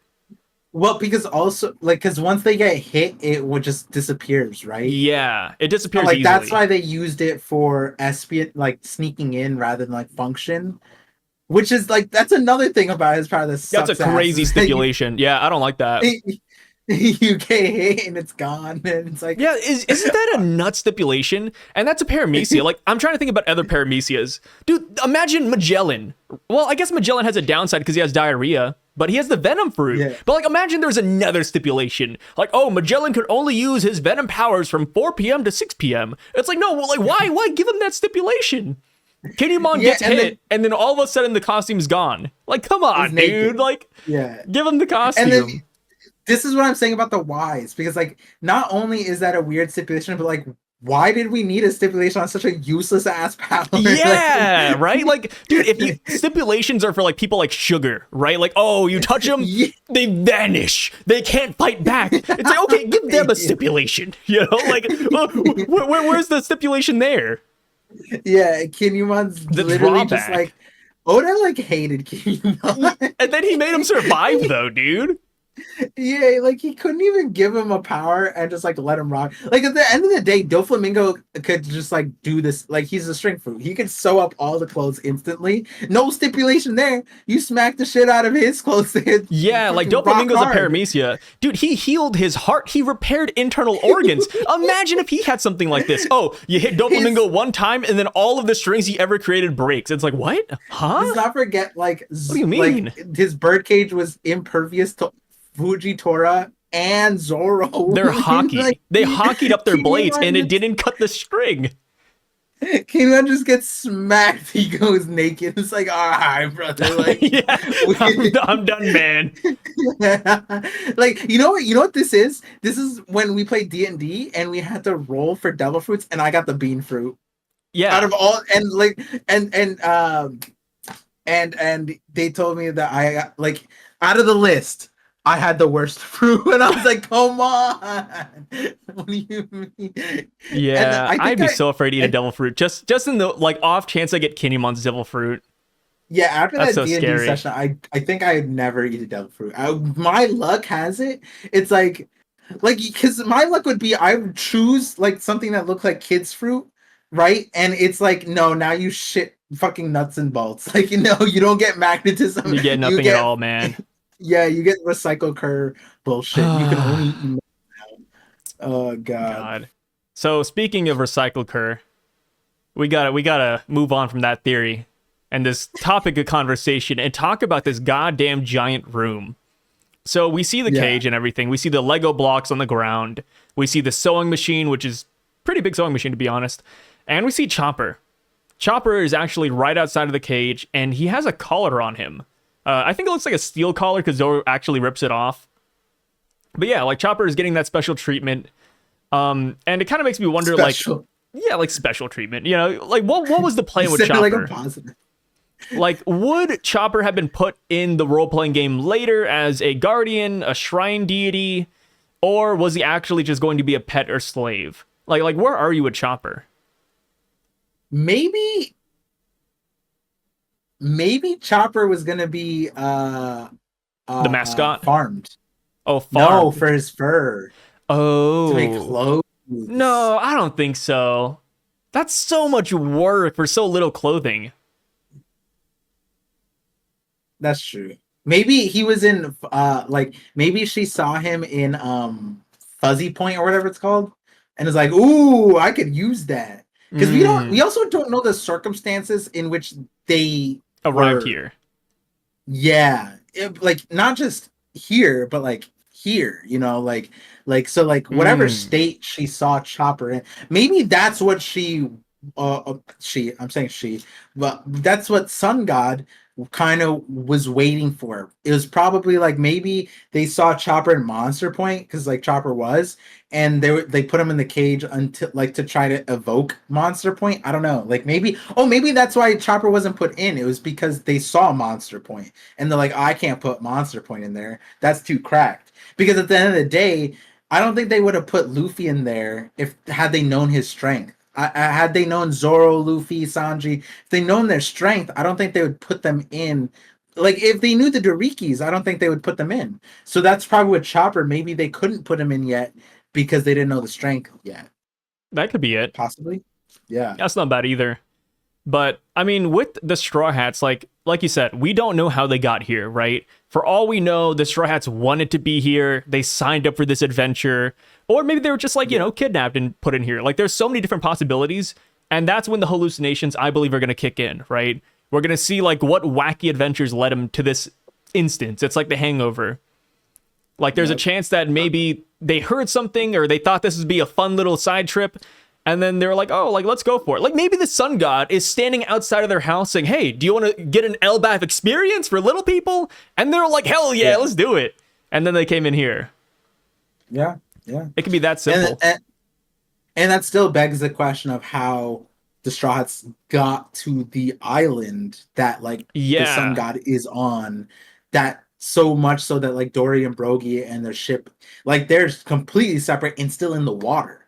Like and then like on top of that, it's like if all the Straw Hats were there together, then like Robin and everyone else, so like they were separated at some point, most likely in the water, and then the Luffy and gang showed up on the island and then showed up here, and then that's like there's like two steps there. It's kind of wild. One cool thing we get in this room is that Luffy finds like the giant Lego blocks and he's like, hey, there's so many of these guys on the floor. And I think, for me at least, that kind of confirms that this character does not have a Lego Devil Fruit, which is an option we brought up, I think, last week or the week before. So I like that that's kind of cleared up. But now it kind of begs the question of where do they buy the Legos? Like, is this a commodity in Elbaf? Like, oh, Elbaf, the Or do land they of make Legos, right? Yeah, or they make it on their own, which would be interesting. Yeah. Um, Like, I yeah, don't know. I feel like the like world of One Piece will have a wacky explanation for it. Like, oh, like they're just mining in a cave and they have Legos. yeah, like plastic is already a weird thing. So like in this instance, like Oda going weirder would kind of make more sense. Last week I talked about how the architecture is kind of important, where you could tell that this is most likely not Elbaf or the Elbaf we know, because the it would be so weird for Oda to have changed the architecture from when Shanks was there, Big Mom's flashback, all of a sudden where we see the boat houses, and then we get this Lego stuff. So we have to be in some kind of like drastically different culture. And here we go. Here's the drastically different culture. It's like some kind of microcosm world being emulated here.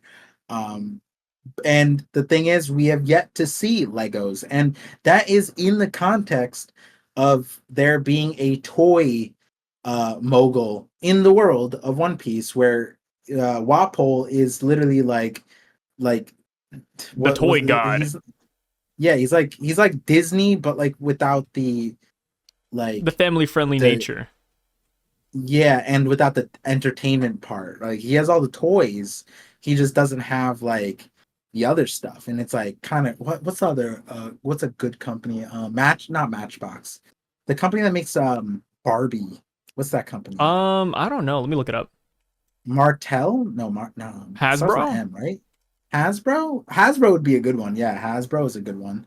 Um Damn, friend, G.I. Joe, Mattel. Yeah. Barbie, Mattel. There we go, Martell, Mattel. Yeah, like Walpole's that, and he never mentioned Lego. We never seen Lego. Like Lego's not a thing. No kids. I don't think Otis has made kids play with Legos in the world. So like it's not like a common thing. The only thing Oda has done is has like John the Straw Hats like interacting with it in some kind of like cover story, in a similar vein as the one on this one where it's like them wearing Harry Potter stuff, right? And so here we are, super random, super isolated, super like niche, probably explanation. Like it is interesting because it's like, do the Giants just play with Legos like all the time? We just never seen it. Oda's never hinted at This it. could just Like, be a one off thing, too. Like, the way I see it right yeah, now is that the sun god that we see in this chapter is a loser. okay, Because okay, the Giants of a Elbaf should be hot all loser. about, maybe a hot loser, but the Giants of Elbaf should be all about fighting and wars and, eating people and killing people, ravaging villages. Hold on. Why eating people wasn't really. I don't even I think asked the this question to Vikings were like. Brago, but if you were a giant, would you eat people? I feel like you asked me this before.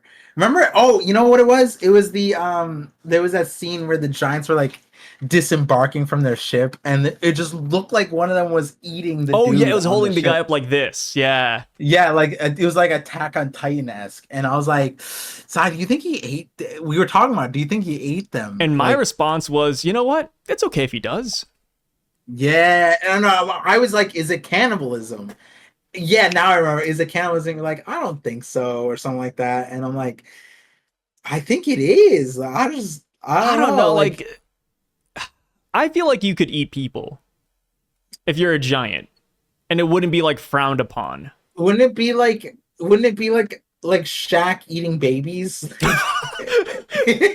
Yeah, Like, it'd be like Shaq eating babies. I mean, no, that's not the same because, Shaq is human, the babies are human. That's different. Or like the giants are giants. we know the giants can procreate with humans. Okay, how about this? What if, okay, hypothetical, you're a giant and you have like humans walking around, but you can't understand the humans. Like they speak a totally different language. Let's say they're also blue, like Smurfs. Would you eat them? Okay. So like Like, would you eat small my first. humanoids? How about this? How about I first try to understand? Wait, would you You're try like they. to? Yeah, because what you just described is like if I go to Japan right now, I don't understand them. If I'm bigger than them, do I just eat them? Like what the fuck are you talking about? Let me try understanding them first. Like this, like Hey, no, there's no peace here. We got to go straight to eating and war. But that's what I'm saying though. Like this your giant. hypothetical was just like people going to another country. Like, would you eat them? It's like, no. Okay, the Giants probably think the same way, right? Like the Giants are all about, fighting. I bet the Giants go to other countries and they're like, hey, can we fight this guy? Like, can we kill this dude? Like imagine Dorian and Brogy get to Dressrosa. Dorian and Brogy get to Dressrosa. They're speaking Spanish. They're like, oh, let's just kill him. Let's fight Doflamingo. Right? Okay, yeah, that's different than eating Doflamingo. But the thing is like it's a spoil of war. Yeah, and I'm pretty sure not. I don't even think the Vikings were eating people as a spoil. I'm gonna look it up. I'm sure some did. I just don't think it was like yes. There's evidence that Vikings practiced cannibalism and human sacrifices during the Viking Age. It's done. So I hate to tell this to you. There's evidence that people cannibalize today. That doesn't mean we as a whole do this. I'm just saying, dude. Like Oda's pulling in Norse references. So even if you said there's like 10,000 Vikings that were eating people, there's still like probably millions of Vikings that are like, hey brother, that's just the 10,000 over there. Like your ass is like that one guy, weird dude in the town that ate somebody. It's like, Hicksville, all of them eat people. It's like, damn, dude. Like, I'm gonna give us a bad reputation. Do you think anybody's ever eaten somebody just to give themselves a bad reputation, or like the people they're associated with a bad rep? No, I don't think. Like, okay, here, imagine this hypothetical, right? Are proud. Imagine this: you're working in a village, and you don't like this village. Like, let's say there's a Daryl, a Jacobson, and no, like, and they're about to land a trademark deal that would boost this village to a higher power. You're going from a third world village to a second world village, but you don't want that. You want this village to stay poor. So what you do to stop the deal from going through is you go next door and you eat somebody. And then you say, the people of Hicksville always eat people. Like, would you do that to stop like a tremendous trade deal going off? You gave... This is... I'm going to say right here, this might be the worst hypothetical in the history of the Parcast. No, not even, bro. Your hypothetical is like, for some reason, some good things about it happen to us, and I don't want it. Like, there's no context to that. And then to sabotage it, the only way to do it is to eat the neighbor. Oh yeah, okay. The reason why you can only eat somebody as a means of sabotaging your village is because you have no arms and you can't talk. So there's no such thing as talking through and getting to a resolution, and you also can't commit crimes because you have no hands or arms. So instead, your only choice is to eat people. This is a side classic. You're just a walking mouth. Would you eat somebody? The moment the hypothetical stops making sense, you're just like, nope, no arms, no legs for you. You just like but lives. Notice this. Everybody watching, notice how Par is dodging the answer. He's dodging it. Oh, is that what it is? Would I? Okay, so you asked me, would I sabotage my village? Mine is just, would you eat somebody if you had to? That's where boiling it down. Your hypothetical summarizes to Par, you had to eat. Okay, but going back to One Piece though, like you're a giant also, so you're a different species. Would you eat a human? Your hypothetical did not include being a giant at all until the very end. If I was a giant and I had to eat somebody, that's what I'm going off of. Yes. Sure, I would eat somebody. Cannibal, dude. That's nasty. That's gross, dude. All right, Ty, you're welcome. I got you, man. Thank you for bringing me onto the podcast to lead me into this one. I didn't see it coming. You got clipped, dude. I never saw it coming. Yeah, I you no never idea did. that was gonna happen. So, the Straw Hats, now that they've saved Chopper, they're kind of just walking around, admiring the Legos, admiring the cage, the clothing, and all this stuff. Usopp actually says this is some, skilled craftsmen, right? They're quite delicate with the touch. And that is when Usopp says, hey, ideally, let's not get into any squabbles. Let's just go back to the village and get some information. And then Luffy turns around and he's like, hey, what about this guy? Like, can I fight him? And then Usopp's like, yeah, go for it. So we see the snake. It's wearing a little Viking helmet. It's kind of adorable, to be honest. Yeah, it's a really cute snake. We see a snake. Not big on reptile pets, but that's kind of cute. Yeah, dude. Like, the patterns on him, too. Man, would you have patterns on your skin if you could? Tattoos? No, like patterns. Sure, maybe. Okay, yeah. I could see you with patterns, dude. Yeah? Yeah. What kind of patterns? The same as a snake, just like, black and white, rotating colors. Okay. Rotating colors. Yeah, okay. dude, with the I like season that or something. descriptor. Yeah. It's nice. You know what? Like, Luffy, being the sun god and being so free, I wonder if he can transform into a snake. Probably. Because he's like super elastic. He just puts his arms together and just starts wiggling around. Yeah. One day when we're probably gonna see something like it. It'll be a cursed day. Yeah. Luffy's version of anything is terrifying. Yeah, like Luffy turning into Pac-Man, right, against Rob Lucci. That's kind of scary. That might be why Emu put a stop to Joyboy. It was like, hey, you are children's nightmares. Yo, Joyboy, you gotta stop whipping out your snake, man. stop whipping it out, dude. No more snake attacks, man. No more giant head. No more giant head is crazy. So yeah, we see 3 rats, a crow, a snake. They're attacking us, and it's kind of interesting seeing this array of animals. Like, what was your thoughts when you first saw these 3 species in front of you? I thought the crow is interesting because it has like the skull hat. Yeah, that was odd to me. Yeah, the crow is probably the weirdest one, but like I imagine that, like, because this one has a name, right? Like the snake is like Velgamir. Velgamir. It's Hilmengunder. Hilmengunder. Yeah, it's like that one. Like a twist on Jormungandr, I think.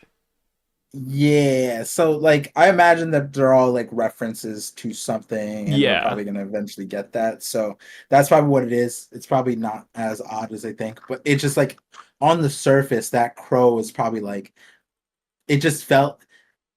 I don't know. I don't know why my brain was just going to like this felt something like out of Bleach or something. Out of Bleach? There's not even giant crows and snakes in Bleach. Yeah, I don't know, something about like the skull hat and a crow. Type thing. Was it the Alankar or whatever? Arankar, yeah. Oh, you're thinking about yeah, you're thinking about the Arankar, because some of them have skulls on their head. Yeah. This felt like that. That's kind of cool. I love the Arankar. Yeah. So one thing about Salome. Salome has a skull on his head, right? Yeah, Salome, Boa Hancock snake does have the skull on his head. I think same with her ship too, right? Boa Hancock ship. No, the ship does not. Those snakes are normal. Okay. Well, not normal. They have hair. They have like manes, but that's gross. Yeah, as normal. Would you rather have a skull on your head or a mane? As a snake, or no, as an animal? Yeah, I'd rather have a mane. A mane? Okay. Yeah. Skull on the. I mean, there's God put skulls on the inside of our head for a reason. Maybe gotta trust God for a bit. Maybe putting like a skull on top of your skull is a symbolism of being like big brained. No, I'm not that big brain. It's fine. Yeah, that's fair. I like hair. I like my hair. Yeah. I don't like hats. Even though I wear hats a lot on stream and stuff, I don't like wearing hats like in general. Yeah. That's fair. Yeah. I wish I could wear beanies. Yeah? Yeah. It just makes our head look funny shaped. No, I don't know, man. I just can't make a beanie work. I feel like it just slips off. Or like it's like Yeah.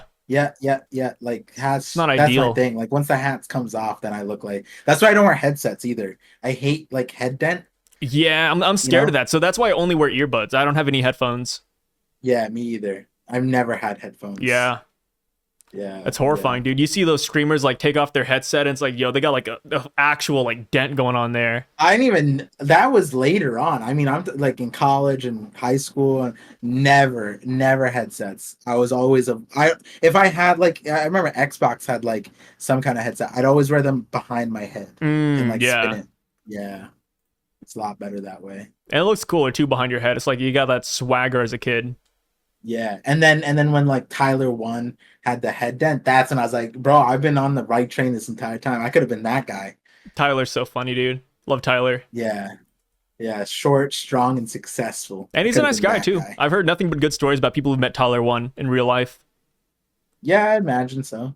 Yeah. Seems like I mean, he's married. He's probably has a lot of things. He has a kid now Yeah, he has too. a kid. He's a dad, right? Yep. Yeah, Great League of Legends probably player, doing great good chess things. player too. Guy's talented. Yeah, the League of Legends is whoo funny, but Yeah. So, while they're fighting the snake, the crow, and all of them, the sun god finally makes their appearance. We see heels in the very first panel. We see them walking. They got a sun staff. They got, I think, like a deer skull, deer antlers, a mane, a black robe. Like, this person looks great. But it also makes you decked out wonder, even. what the hell are they? Like, what Yeah. is this? Well, what are your first thoughts when you saw this character show up? Beautiful. Beautiful? Really? Yeah, no, hey, I'm there with you. I think they looked really cool. A great Yeah, design.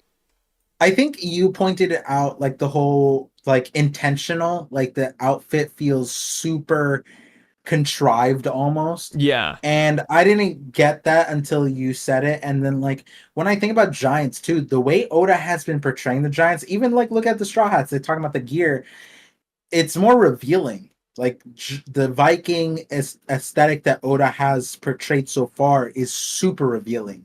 And that's what's kind of odd with this one. It's kind of the opposite. And it makes you wonder, like even from like just a literary standpoint, you kind of do have to look at that and say like what is Oda saying about that depiction? All the giants we've seen in the past, super revealing, even in the non-canon ones. And then here we are fully clothed.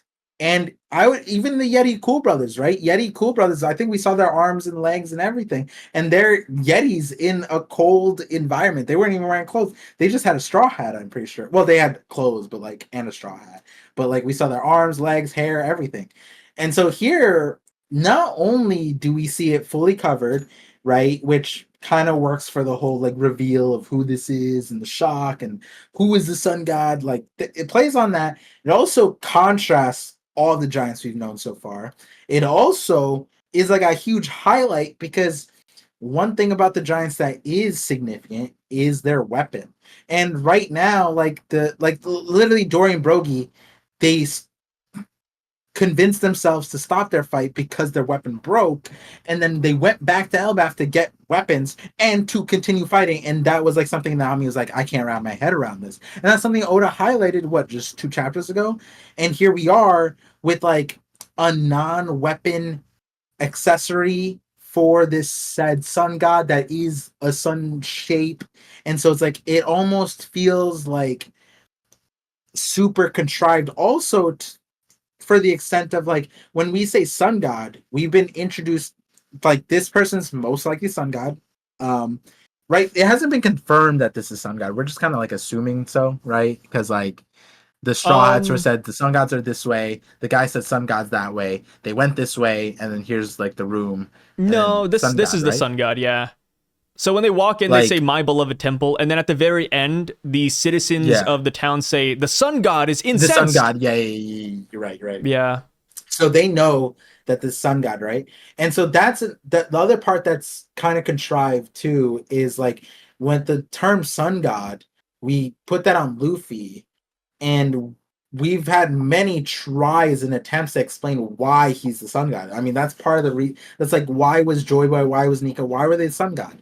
And we don't have an answer yet. Like there's the warrior liberation epithet, we have all of that. And when you look at Luffy's powers, it's not sun related technically. Like, yeah, it brings smiles to people's face, he's bright, he's white, he shines a light, whatever, all that stuff. But that's still like that's like we have to analyze it, right? Whereas if this giant walked in the room with the staff with the sun shape, it's like, yeah, that's sun god.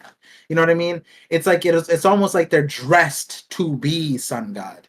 And I didn't really get that until you said it was like it felt like LARPing, it felt like contrived, and I'm getting more and more convinced, obviously, with the dailies and the all, like when we contextualize a lot more, it feels real. And then even on stream, we had a few variations of how to explain the circumstances behind it. But yeah, this whole thing was very interesting to Oh say yeah, the I least. loved it, man. I mean, Yeah, what's interesting as well is that they don't recognize Luffy. You know, not realizing this is Monkey D. Luffy is one thing, but not realizing that this is the Sun God is another thing, right? Especially when you're portraying yourself as the Sun God. So that kind of spurred like this and whole you're a theory. giant. Yeah, and you're a giant, Yeah, right? Your whole race because worships this guy. yeah, yeah, yeah, And and then yeah, also they brought them in yeah. to the room, so it's like And or like they you broke into the room, which I think they brought themselves, or I think this person brought them into the room though, because Chopper's in a collar, right? and the room isn't like shattered. Yeah, They can't open that door, right? yeah. And Yes. another thing with this too, like this kind of spurred like a whole theory of mine, which I already uploaded, but I talk about how this person is locked in this area, wherever they're at. I think this person doesn't go outside. I don't think they know anything about Elbaf culture truly, and that's probably why they don't recognize Luffy. And with Luffy, you know, whenever he goes Gear 5th, there's always the drums of liberation playing in the background. We don't really see that in this chapter per se. You know, you don't see the dun dun dun dun dun. But the thing is that like Dory and Brogy, when they heard Luffy and Sun got Nika mode, they said, "Yo, this is like the festival beat." They were dancing for a minute. Like when they were fighting Marcus Mars, like they're like, "Oh, like we're you know we should be putting out the fire, but we just keep on dancing." This person isn't. So it does make me think that they just don't know what the Sun God is actually about. And I feel like Luffy's going to Yeah. teach them all about like, well, not teach them like willingly, right? Just, oh, like, you know, they see Luffy and they're like, oh, monkey see, monkey do. So I think that's what's going to happen here. And I feel like their cosplay is way off. I think that's just how it is. I mean, their cosplay itself kind of shows that they know nothing about the Sun God, right? Because Luffy looks nothing like this. I doubt the actual Sun God Nika looks anything like this. Like when we saw Who's Who's imagination, it was a guy with a sword, a spear, and they were jumping in the sky. And they had like fiery Yeah. hair too. This is way off. Like I think it would be hilarious if we look at this guy or girl or whoever this is, and we're like, hey, you need to like actually do research, man. What is this? Get out of here with Yeah. this. Yeah. Yeah. I think we can't imitate all of the spontaneity and creativity that we had on stream with giving context to the situation. That was like a one-off thing, and I think like it was very interesting because came up with a lot of ideas, and I think like any one of them could fit, but like when you boil it down, I do like the idea that you brought up of um Shirahoshi, locked cage, damsel in distress, but then also it's like wondering about the world. So then you add in Bonnie, which we just like recently saw where she was like reading books about Skypiea and Fish in the Island and like wondering about them. So it's like you mix Bonnie and Shirahoshi, you get a character like this maybe. You maybe like Sugar's also an interesting one if you want to mix it in because she was actually playing with toys. She's locked in on an age, but then also she was kind of protected. She had to be protected because the entire structure of Dressrosa relied on her being safe and not scared. And she was plenty strong on her own, which we saw, but she wasn't as capable as a fighter slash in the new world in large, right? And that's also what's interesting here is like we talked about a lot of ideas, but one of the ideas is like if she is locked away and this is like a playroom thing, she has a lot of resources. Like more than Shirahoshi did, right? Shirahoshi was like, like yeah, she got food, yeah, she was treated well, but she couldn't even see her own forest. She couldn't even see where her mom was buried, you know what I mean? Yeah. And she's a princess. And like, but she didn't even like well, I don't even think she could. I mean, heck, I don't know if she's literate, but like, can fish read? I don't know. I don't mean to be racist here, but like, I don't think she read a book. And that's where it's interesting because like, it feels like you're saying it's like this person has like a childish kind of understanding of what's outside, whether it's from an actual book or maybe it's a dated book, maybe it's an old book, and they're kind of going off of ancient stuff, which that would be really interesting if they were going off of like ancient depictions of what society was like. Maybe that would be a really awesome way for Oda to give us like I mean, this conversation has come up with like we need the Void Century, but now we have it like dead to rights that Nika's time was way before Joyboy's time, which was Void Century was Joyboy. Nika was predating that. So are we gonna get a Nika flashback? Are we gonna get Nika's context? Well, maybe we get Nika's context, but Oda gives us like drips of it through imitations. Not imitation situations like this that would imitate it, where this giant could be going off of the legends of Nika from very old books, and then to also to nail it down is that like something that Oda started the series off, like the first chapter of One Piece. I always bring this up. He said that Vikings slash pirates, they didn't really write things down, so we don't really know their history too well. He did a lot of research, and he's just gonna go run with it. And so that's why a lot of it gets romanticized because we don't have a lot of their stories because they were too busy having fun in his words. So it might be that the reason why, if she is imitating something and she's going off of books or whatever, maybe it's dated books, maybe it's from Anika's books, and maybe it's so off because they didn't really write the stories. It was probably glorified by someone like an Usopp character. Then that's kind of where I was like, I was mixing like what you were saying and then some of the Void Century, because I'm really heavy on the part where something in this introduction that Oda's giving to us is related to Void Century, is related to Nika. Somewhere it has to, and the mix might even ground, because I know we were like on opposite ends on stream. My even ground here is that like if she was going off of something, it's probably like the Usopp of Nika's era wrote down stuff and told stories, and so this giant was going off of the glorifications that was passed down off of that person, and that's why it's so wildly different. And that's why it's like when you were saying like the LARPing and these characters, I was bringing up the Usopp thing back then, and I was like, oh, so you're saying it's like a bunch of like Usopps that are glorifying being a Viking and all that stuff, and they want to live it out, and they're not actually Vikings, they're not actually strong enough to do it, and so this sun god gives them the ability to do it.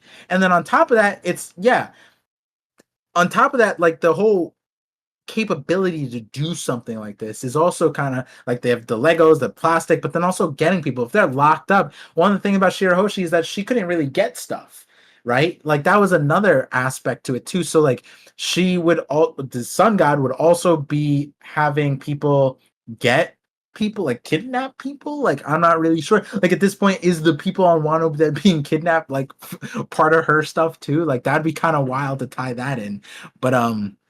But all of that is interesting because, yeah, we want to talk about like the current situation, but like, how did this current situation even exist? Like, who's making the clothes? Is Sun God doing it?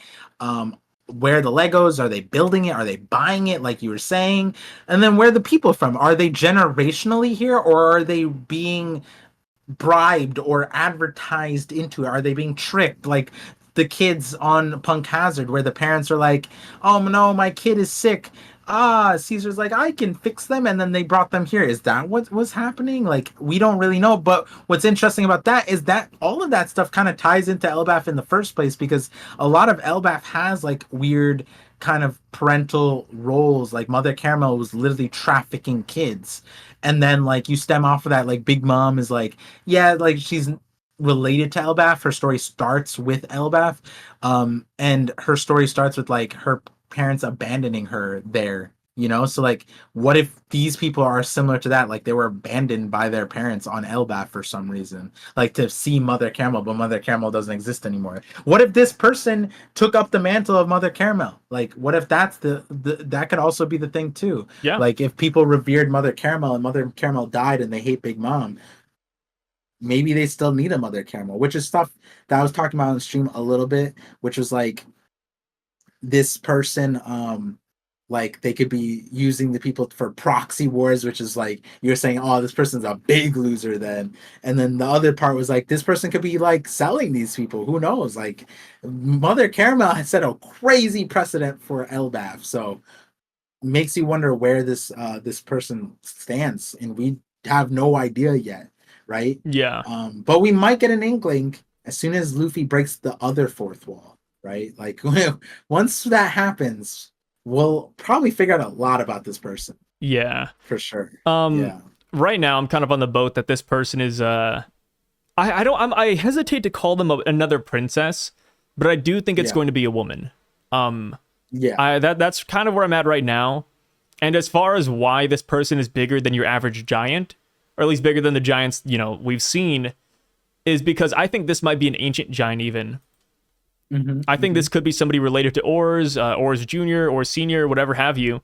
I think this is going to be something like that, and that might be why they can't go outside. Like maybe because since ancient giants are hunted down by the world government, they just can't afford to go outside and see Elbaf and get captured or killed. So they're trapped in this like, castle, house, whatever it is, and instead they just play with Elbaf toys because this is what they got. yeah, and we talked about the ancient giant route, especially because like with Oars, right? Why was he called a continent puller? Yeah. And like if this person has kind of a continent in this room, if they just pulled it, there you go, got a name. You know what I mean? Like they kind of have like a room that would kind of fit a depiction of what a continent would be. It's so massive that when we saw it, we thought they were for real about this Yggdrasil type thing, right? And it's like it makes you wonder, like even with Orange Jr., he was so big, and like he was like with Ace made the straw hat, and he was like like just playing around with like smaller things and fascinated with the smaller stuff.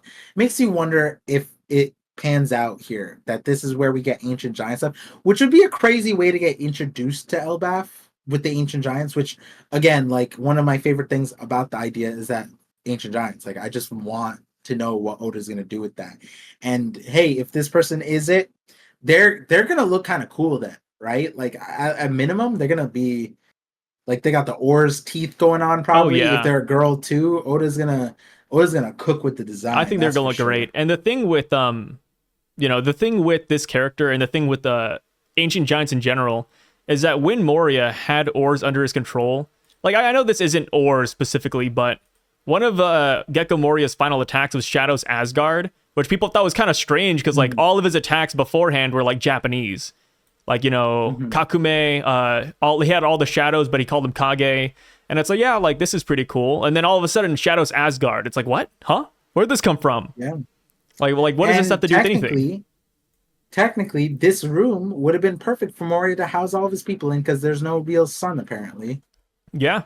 It's his own kingdom. No wind, no sun. And that goes back to, I think, one of my favorite ideas that came from Mr. Chintastic from the stream, which was that they're probably named the sun god because they just turn on and off the light in the room, which I love. That's and such it's a just funny kind of one. like, yeah, it's like a silly idea that kind of just like fits really well and would make a lot of sense. If they don't have wind and then someone came along and started making wind, they'd be a wind god. If someone came along and turn on and turn off the lights, they would be the sun god. And it's like also that room has a fireplace. So it's like that might be what it is. The sun god turns on the fireplace and then boom, then they have the sun coming out, and that could be their horizon of sorts, where the heat is coming from that wall, and that's why the guardians are there. Probably is that they don't want people to touch the wall. Maybe it gets too hot or something. Not really sure, but I just loved the bare minimum idea of the fact that like if this room is a yes, not digital simulation, but a Sims simulation where it is windless, it is a closed off room, and they need light, then the person who controls the environment is the person who creates the sun, essentially, and thus is the sun god. And which is another nuance of how, if that is the case, then that is another direction Oda is giving us to think about why Nika and Joyboy and now Luffy are the sun god. Because it's like, if this person was just named the sun god because they turn on and off the lights, what does that mean for Luffy? What does that mean for Nika? But then also we get something similar with Usopp. He became a god by, mistake in a lot of ways, right? Like, they misunderstood what he was saying, and they like started revering him, and they misunderstood his bravery in his actions and all of that, and they just saw the results and attributed to him, and he became a god, right? So then it adds to like how gods exist in One Piece. And but I definitely, Chintastic just had to shout that out, because after reading the chapter, I was like, yeah, I love that idea. I think it works. Is it the only possibility? No. I think there's a lot of other ways it could be going down, like how you were bringing up the whole, like, the parallel, or the idea that they're acting as the sun god, like based off of their imagination of what the sun god was, based off of legends, whether they read it, whether they heard it. It could be that. It could easily be that. Now, and then the other part is like, I guess another question is, does the culture of Elbaf exist in this like small place? Like, do they have Semla or whatever, like the winter solstice? Like, do they do all that? Because if they do, that would be interesting. If they don't, that would be even more interesting. But yeah, there's a lot of interesting things to think about the context that, yeah, we talked a lot about on stream, but Yeah. yeah. I mean, with this too, like another reason why I think they're an ancient giant is so shouts to the Willa Mark over on Twitter. He does like One Piece translations every now and then. But apparently when this person walks in the room and they say my beloved temple, the way they refer to themselves is with the Wano term Sesha, which is something that's very distinctive to like Wano citizens and samurai. And the thing with ancient giants is that they all have this Japanesey theme to them, which is kind of a crazy way to put it. But like Oars, for example, right? He has the straw hat. He has the, like, all the ancient giants have the Oni horns as well. And it's like, yeah, like I think this numbers were the numbers as well. Wano. Yeah, so I think this person is an ancient giant. I think maybe this might be like one of the last ones on Elbaf, and that's where they're treated so specially. That's why they have Legos. That's why they can't leave, possibly. And I could totally see that being the case. That would also explain the height. I feel like a lot of things work with the ancient giant route. And it could even explain the weird proportions as well, right? Because ancient giants are sized a little bit differently from regular giants. Yeah. Of course, we haven't seen what a female one looks like, so there could be some shenanigans at play there.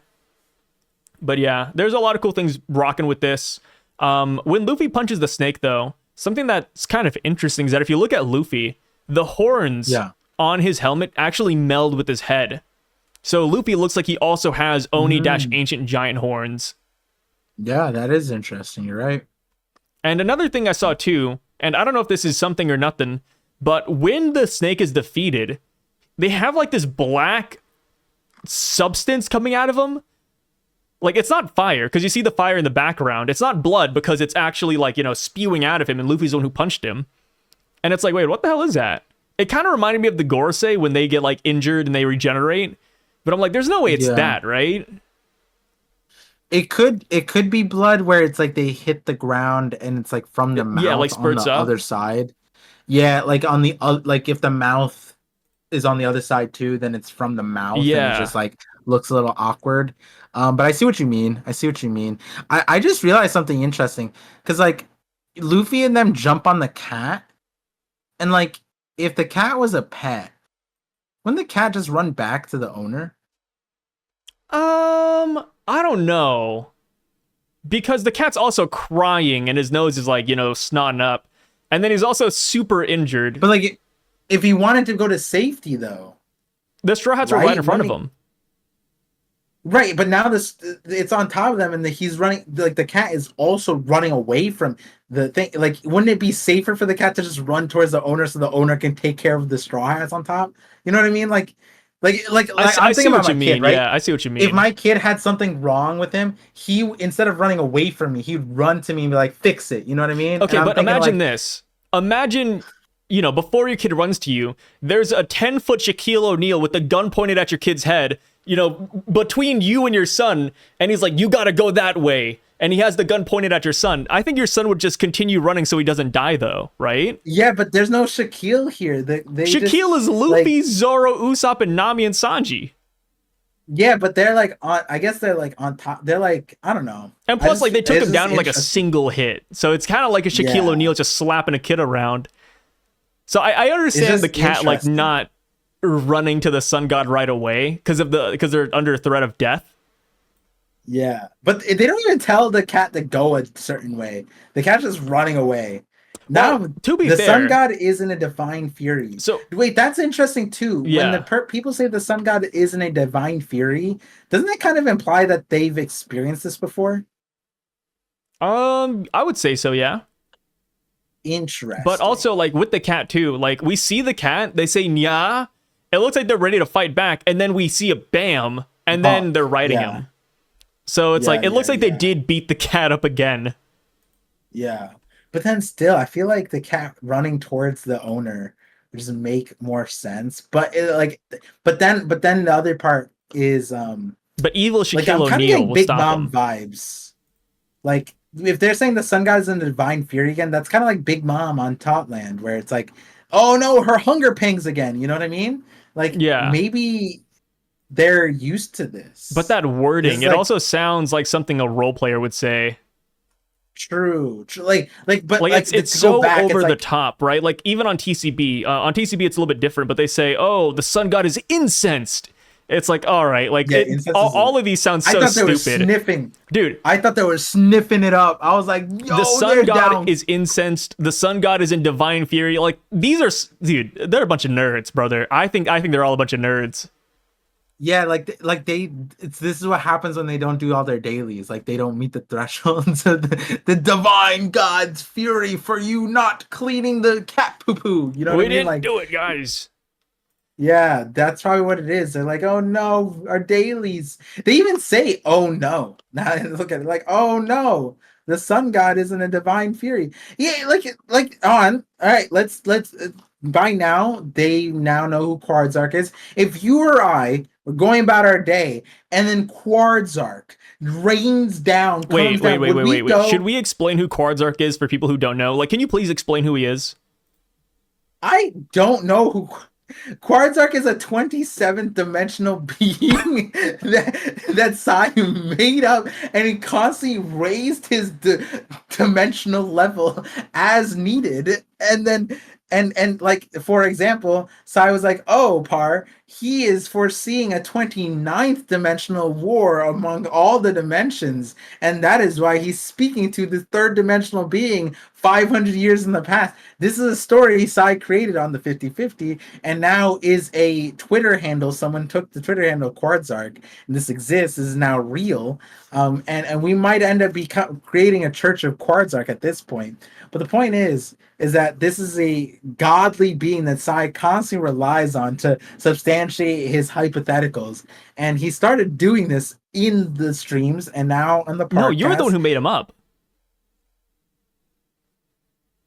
So I'm going to go schizophrenic. Sorry. I just love gaslighting. Sorry. Yeah, so Quartzark, TLDR, it's an omnipotent being that whenever I craft up a hypothetical, I use them to substantiate it a little bit. Yeah, when I try to crack Sai's hypotheticals, like, but Par, what if Quartzark takes away your limbs? It's like, fuck up, Sai. That's how I win every argument. If I want to win an argument, Quartzark, done. That's my word. Yeah, and like, so okay, I'm just gonna say, if Quartzark came down and was Quartzark, the Temple of Quartzark, if they I'm not saying, oh no, Quartzark is a divine fury. That's not what I'm saying. You know what I mean? Like, them saying, oh no, like if Jesus, okay, Jesus isn't like that, like, scary, but like Dark Jesus. Did you say dark Jesus? Dark Jesus comes down, like his multiverse parallel, just Dark Jesus. You mean Jesus? Instead of turning water into wine, he turns wine into water. Yeah, fucking. He goes up to a party and he's just like, "Ha! You're sober." He turns all the fish into bread. Dark Jesus is. We gotta change up the Bible, bro. We gotta add an amendment to it. Dark Jesus' chapter, bro. Part 2.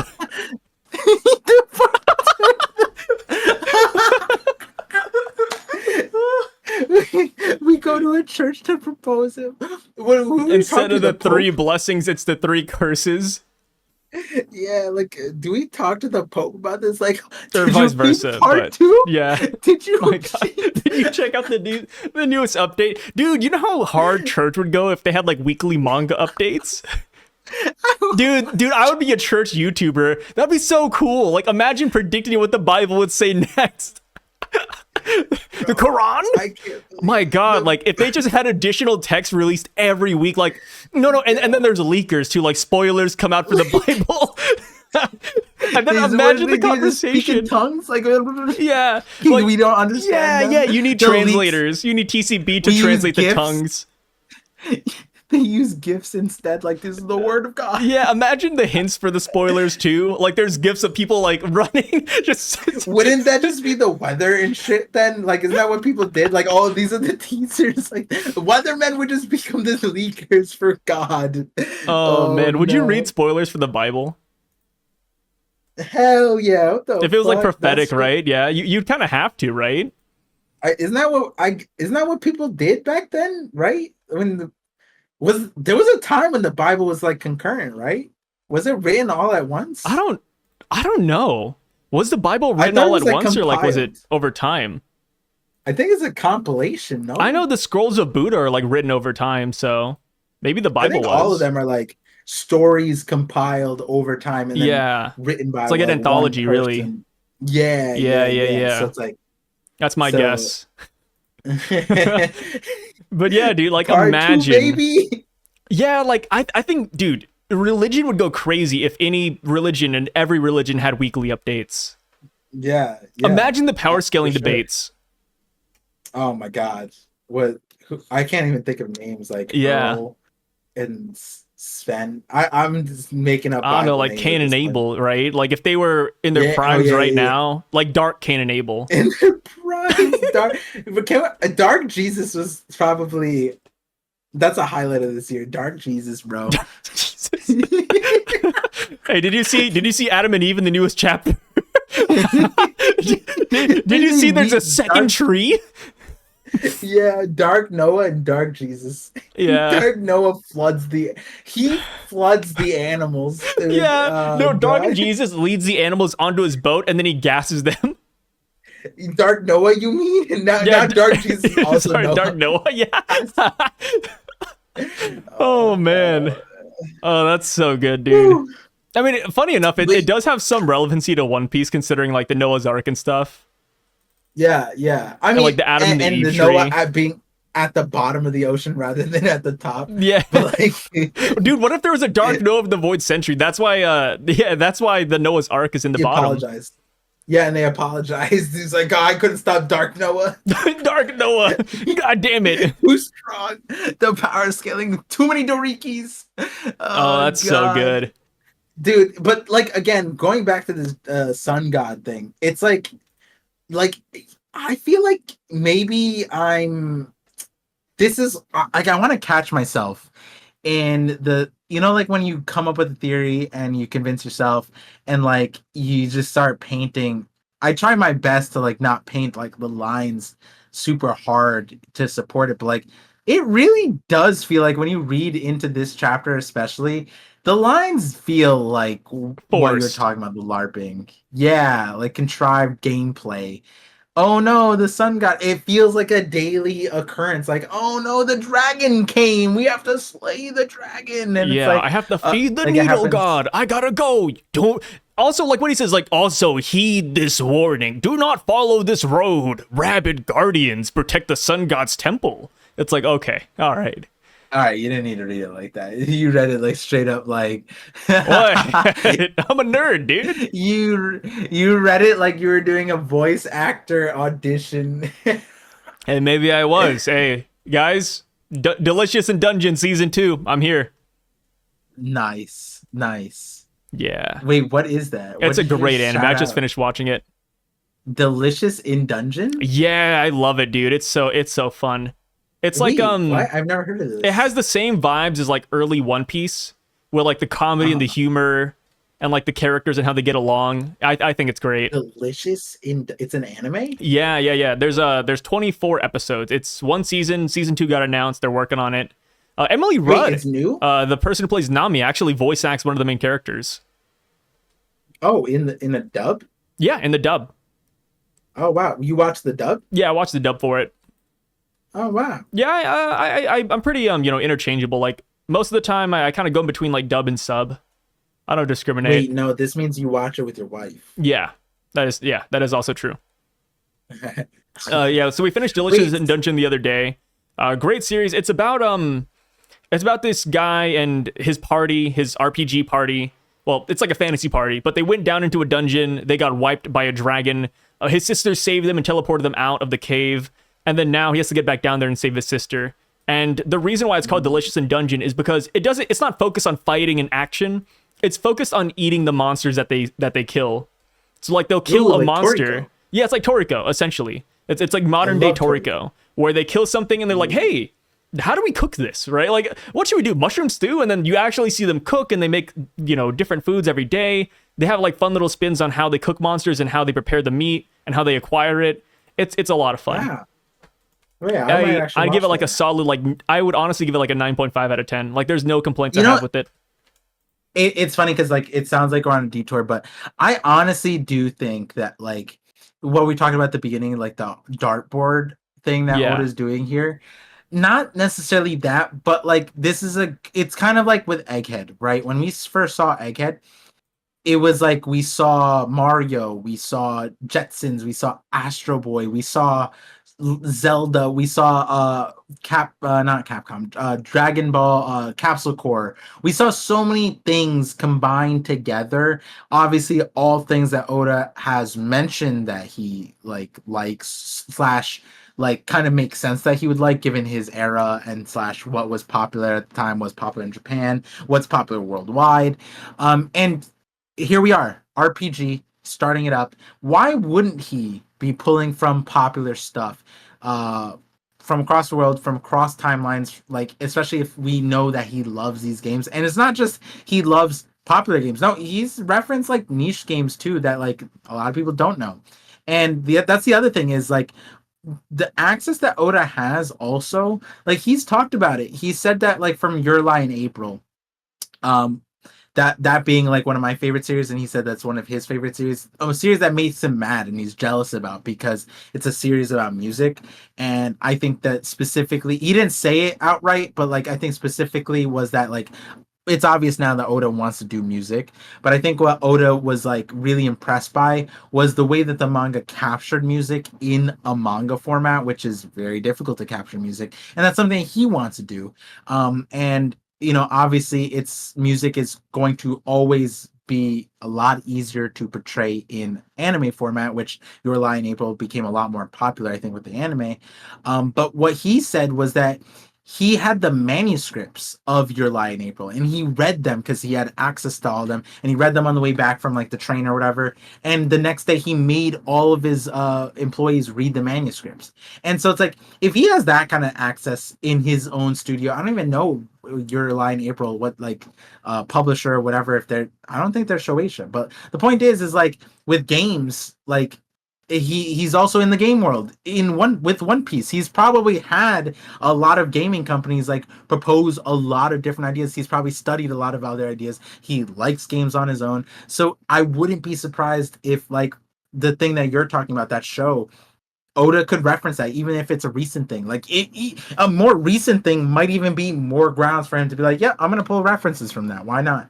Hey, I mean, Emily Rudd is a voice actor there, and she plays Nami. So exactly. Yeah. Yeah, how did she get that? Oh, not how did she? Obviously, she's very popular now and all that stuff. Like, she's a great voice actor, man. Like, yeah, I didn't realize it was her until like afterwards. I was like, holy crap, that was great. And I can speak on, because I met Emily Rudd, and when seeing her act in the show versus seeing her in real life, it's like, wow, you're really good You're at what you talented. do. What the It's hell? crazy. Yeah, it's crazy. I feel like when I saw the interviews, like a lot of people are like, wow, this is like super authentic, super genuine. I'm like, yo, she is so good at acting. Cause like me and my wife, we talked to her for probably like 6 hours, like interacted in one night, and it was a late night, all stuff. And my God, like the way she's on screen, the way she's on person, great person through and through. But like night and day, I was like, who? That's the same person we talked to. It's crazy. Yeah.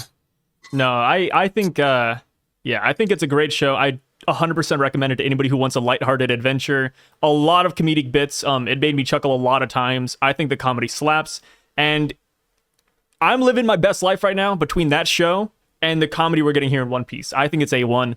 And, you know, going back into One Piece a little bit too, like when it comes to this person and why I think they're also this, you know, princess figure, I think this, you know, Oda, we have Shirahoshi. She's kind of like the Little Mermaid, right? In a sense. That's essentially what it is, like a, you know, one of the Disney princesses. I think this could be Yeah. a Snow White type princess. Ooh. And that's why there's so many animals here, because Snow White, you know, she sings to animals and the animals come to her. I think that's why she has so many animals here. And I think that's also another reason why they kind of mimic Sun God Nika in a way. Because Sun God Nika has the drums of liberation. They're all about the rhythm and the beats. I think this might be a singer. I think that might be the case. And another thing with Snow White is that she's often like, you know, seen with the deer, right?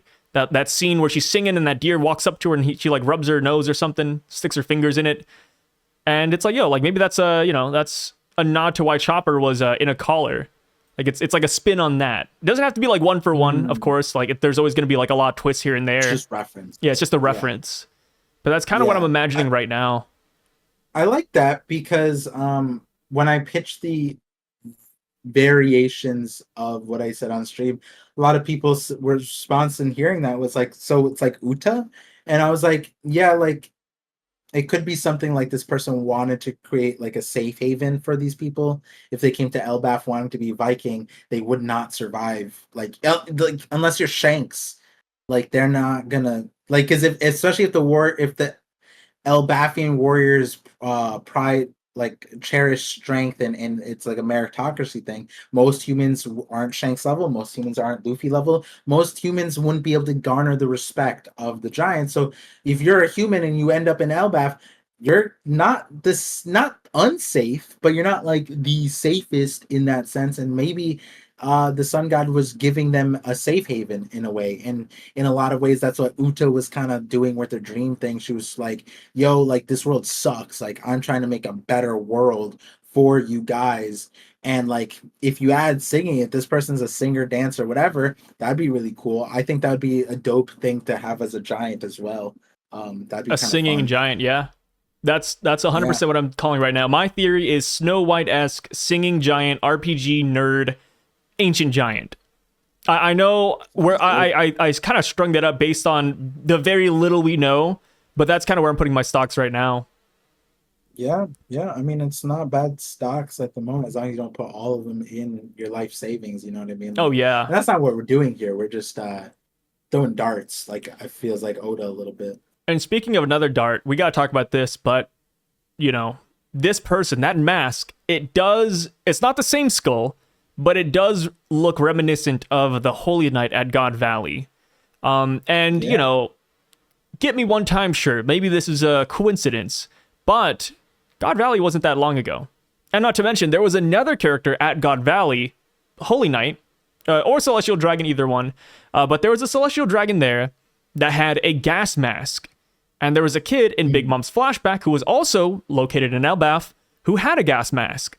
So, you know, one connection to an island, maybe that's a one-off gas mask thing. But two, it's like, okay, I think Oda's doing something here, but I just don't know what. Where do you fall with that? Yeah. I've seen some people really push the theory that this is the same person from God Valley. How do you feel about that? That would make sense, right? Because the person was behind Garland, right? So like, I mean, I guess we didn't get perspectives there. You're talking about the person where it's like Garland, the girl on the left, and then behind them is the jackal mask. Yeah. Like looking. Yeah. I mean, size wise, it wouldn't make sense. Also, this person, if they were that big on God Valley, there's no depiction of God Valley from the water from any size that we would miss them. But third, I think not that it's not an uncommon thing, but like I think the environment that we're in is a little bit interesting because it's like in a controlling like God Valley was them playing a game with like lives, right? And that's kind of what's happening here. Not necessarily, I don't know what is being portrayed like you're saying. Like I do think that there's a connection, but it might not be like that they're the same person, Yeah. right? That's kind of where I'm at And right now too. yeah, them being the same person or even related doesn't really fit, maybe, but it might be that this thing is symbolic of something. It might be that this person has a power, and maybe that character on God Valley has a similar power. It could be something like that too.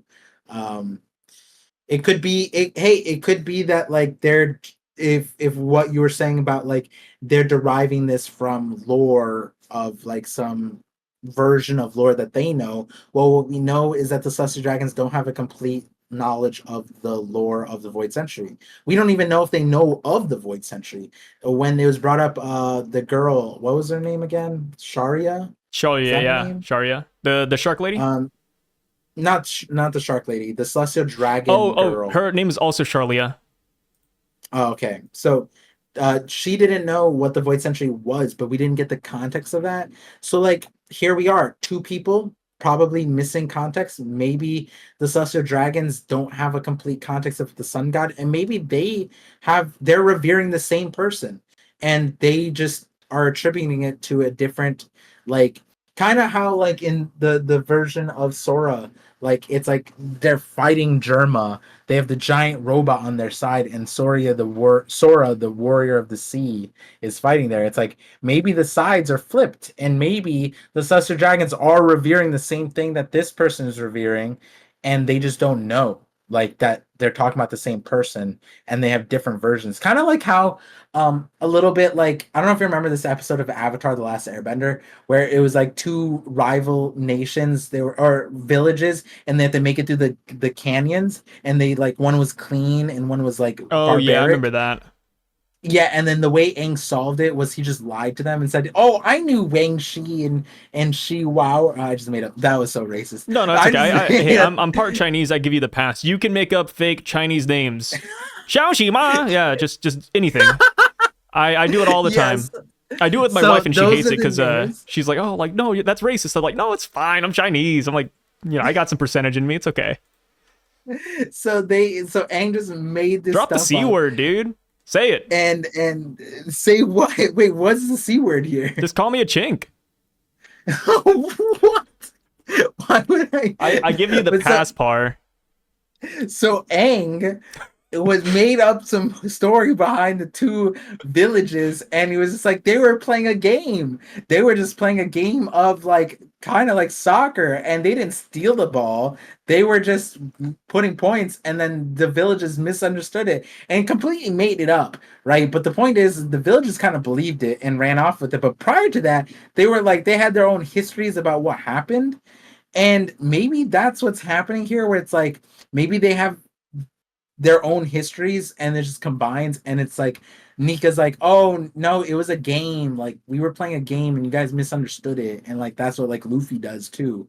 Could be something like that episode that Aang had. I can honestly see that Yeah, it wouldn't be when I bad. think about it. That'd be kind of Yeah. interesting. Mhm, Imagine they mhm. see Emu and they're like, Emu's like, I'm the sun god. What are you talking about? Yeah, And he's like yeah. sweating. He's like, oh, yeah, something like that. Yeah, it's like you guys cheated in this thing, and you guys stole the fruit of the devil, blah blah blah. And it's like, what do you mean the fruit of the devil? This was not the fruit of the devil. My mom's name is Devil. It's her Deviled fruit. eggs. And yeah, and then that's where it's like Luffy's like not Luffy, Nika's mom's name is Devil. She's And then she's named Deviled Eggs, and I scramble her every night. yeah, yeah. Yeah, and then Devil backward is lived.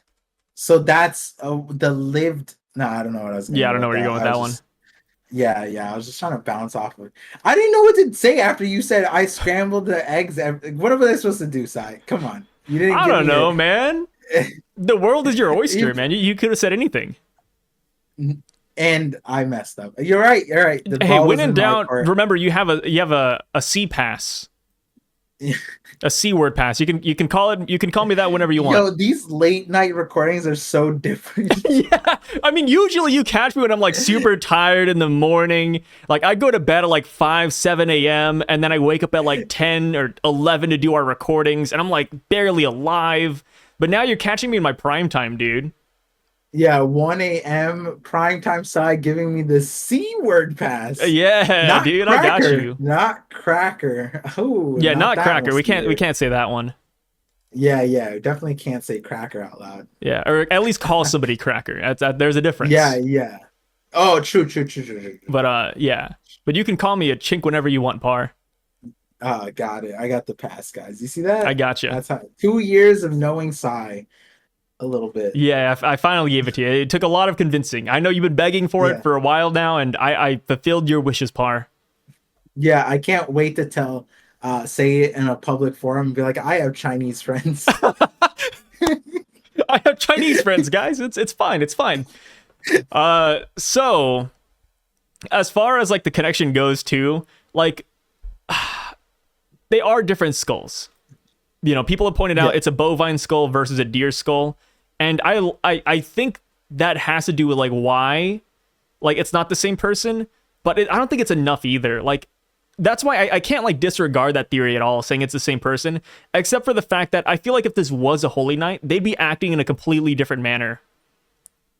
Yeah, right? Like you see, like if you were a holy knight and like you're for Garling, for example, you have Luffy and the crew passed out in your toy box. Would you not just execute them? Garling killed Mosgard for way less. You know what I was thinking though on this trail? What's up? Was what if that's a skull of an ex-Gorosei? Like, you know how Venus has the that'd be cool. skull? Yeah, like so maybe it's not disconnected, but maybe it's not as connected as people want to be. But like if they are an ancient giant. Oh wait, no, Ors wanted to wear something, right? Yeah. Ors loved, like, I mean, Ors Jr. and Ors Sr., they loved wearing things. As odd as that sounds. Yes, they liked hats. Yeah, they really liked hats. Because I remember when Ors, technically it was because of Luffy's shadow, but he wanted to put on the straw hat. Yeah. Or he broke a building and he wore it like a straw hat. That's what it was. Yeah. Yeah. At the beginning, it was hard. Well, the thing is, the nuance of that is hard to say because it's like, was Luffy's shadow in control in influencing it at the time? Yes. Like, but how much does that because then we see Ryuma, right? And Ryuma was able to exert his own like essence to a certain extent. Was Ors also like Luffy? We don't know. That's the thing about it. Is like nobody knows what Ors was originally like. And that's what makes it hard to decipher. Whereas like we can kind of garner what Brook was like and what Ryuma was like and know that, oh, this is Ryuma and the moves are Brook, but that is Ryuma. But we don't know that about Ors. We don't know what his moves were like. We don't know what his personality was like. He could easily just be Luffy-like, and Morio wouldn't know. Nobody would know. And that's where it's a little difficult to really say. And it might be that like when we go back to the whole Joyboy was the first pirate or whatever, right? And then what does that mean about Nika? Was like Nika, did Nika want to wear like the coolest hat or something? Like, I don't know. Like, was Nika an ancient giant? Maybe Nika was an ancient giant. We don't know. Was Nika an ancient giant that liked hats? Was maybe the story of Joyboy is the story of the Pirate King, and then the story of the Straw Hat goes from the ancient giant stuff, like from Nika. It could be something like that. Yeah. I mean, that's the glory of having the Void Century and things taking place like 900 years ago. Like, literally anything can happen, especially when you have Sun God Nika and Joyboy. Yeah, because now that I'm thinking about it, the Laugh-Tale's treasure is Joyboy's. Is the Void Century Joyboy's. That's not Nika's. And so the power is Nika's. So, like, maybe the Straw Hats is Nika's, but not Joyboy's. Well, like, we saw Joyboy wearing the hat, but like it might be like originating from Nika, just like the power was, right? Like the devil fruit power. But the treasure Joyboys, and we could separate it out. Maybe if Luffy got the straw hat and the devil fruit all in the same chapter, maybe that's also Nika's too, Yeah. rather than Joyboys. Yeah. There's a lot of things going on, man, with this chapter, this character with Sun God Nika. And Yeah. one thing I'm kind of curious about now is like, where do we go from here, right? Like, once they break through this wall, Nami said that she has a map, right? Once they break through this wall, technically they should be outside. But what does that mean, right? Because like, when you think about this cage, I'm imagining this cage in my room in the corner. If you break the cage, you're just going to hit the wall, right? Like the wall of my room. So does this actually lead outside? Does it lead to an adjacent room? Or is this like connected to a window and they just actually burst out and go into the wild? It might be that they're like something that just came to mind is like maybe the Thousand Sunny did a coup de burst and then landed in a cloud in the sky. Yeah. And they're like on an Asgard level, like they're in the sky. Like it could be something like that. That could make sense. And then like this is where that giant was. That's why they're could be recluse, isolated. It could be something like that. Not really sure. And we don't have an identifying feature on the people in the thing. Because like at minimum, like imagine if we got like wings, just a little bit. And then we like, oh, like they're Asgardians or they're fairies or whatever, but then they're just Skypians. Yeah. And they just they just wandered off of like the west road or wherever that Gonfall was referring to. I don't know. It is interesting because like you said, like, yeah, I don't know.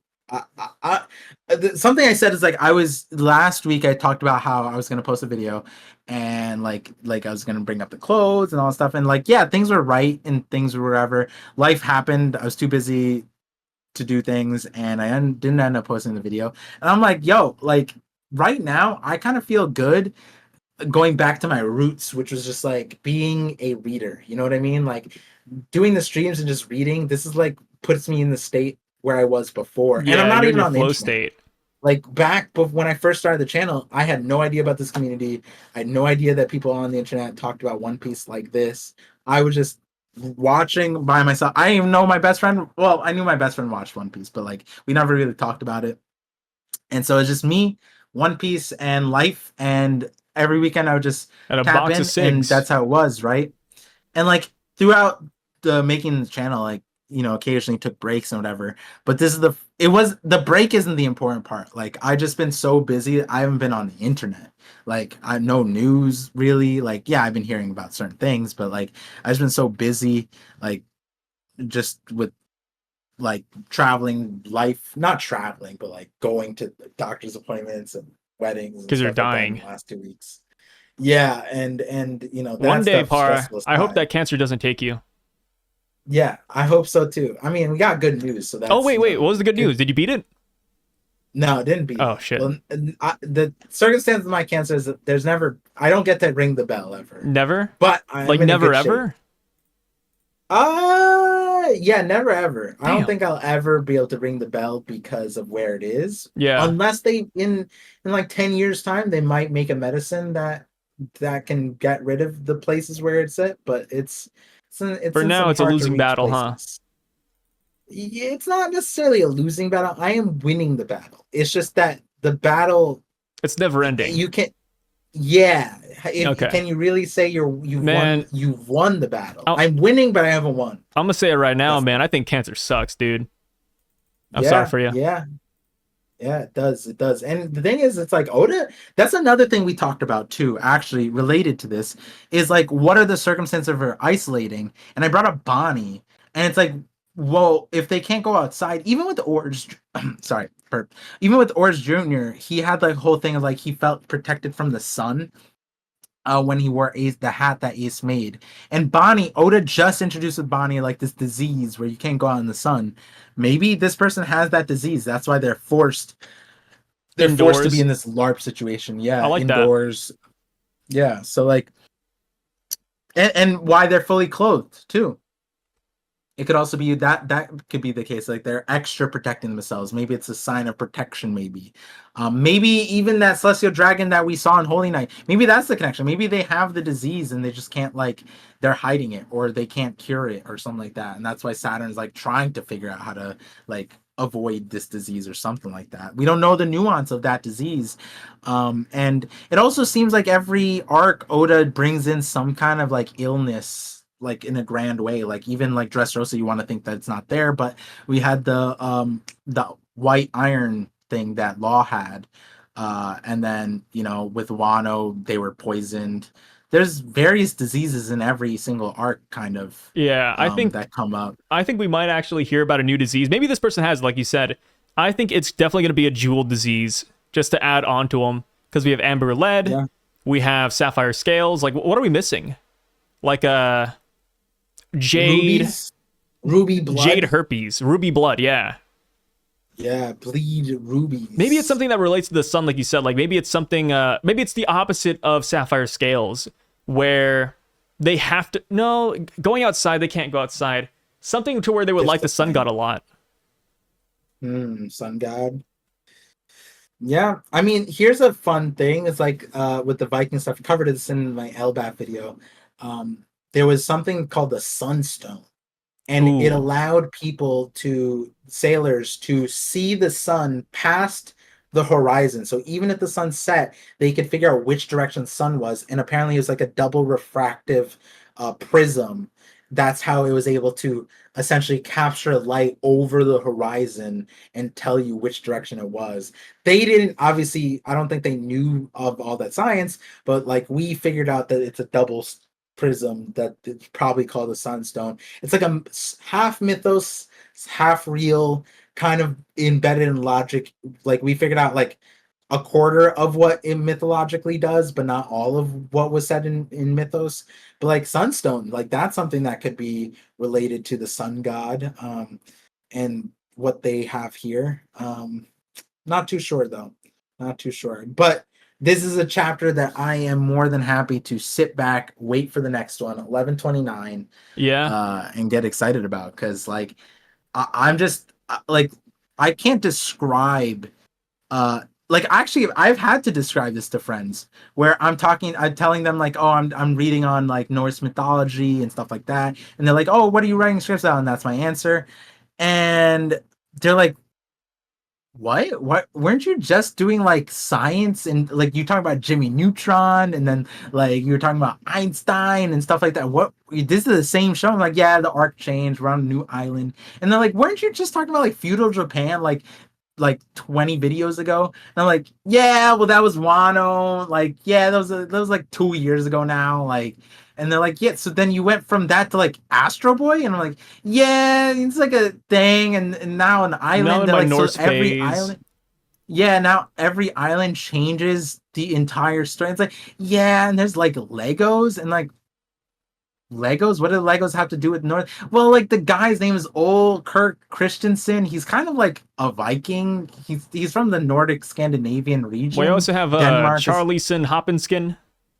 Yeah, and then like all my friends are just like, bro, like What do is I One get Piece? into this series? Like, yeah, what is this show, right? And I'm sitting here saying that right now. Like I remember when the anime did this Shanks episode, people were like, oh man, this feels like Vinland Saga. And now we're in Legoland with like a sun god with a grasshopper whiplash riding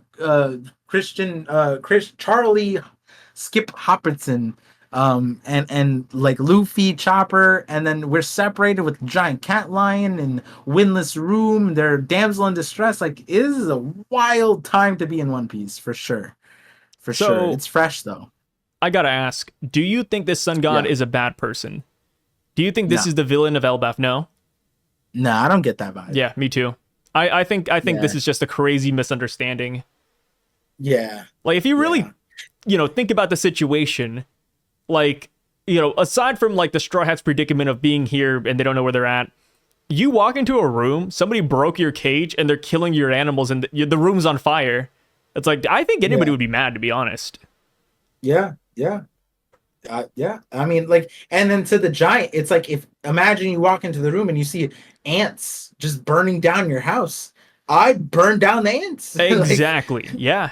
yeah, pull out the raid, not Shadow Legends, not the original, the fucking, The you know what bug I mean? spray. Like yeah. So what do you think we're going to see Woo! next Crazy. chapter?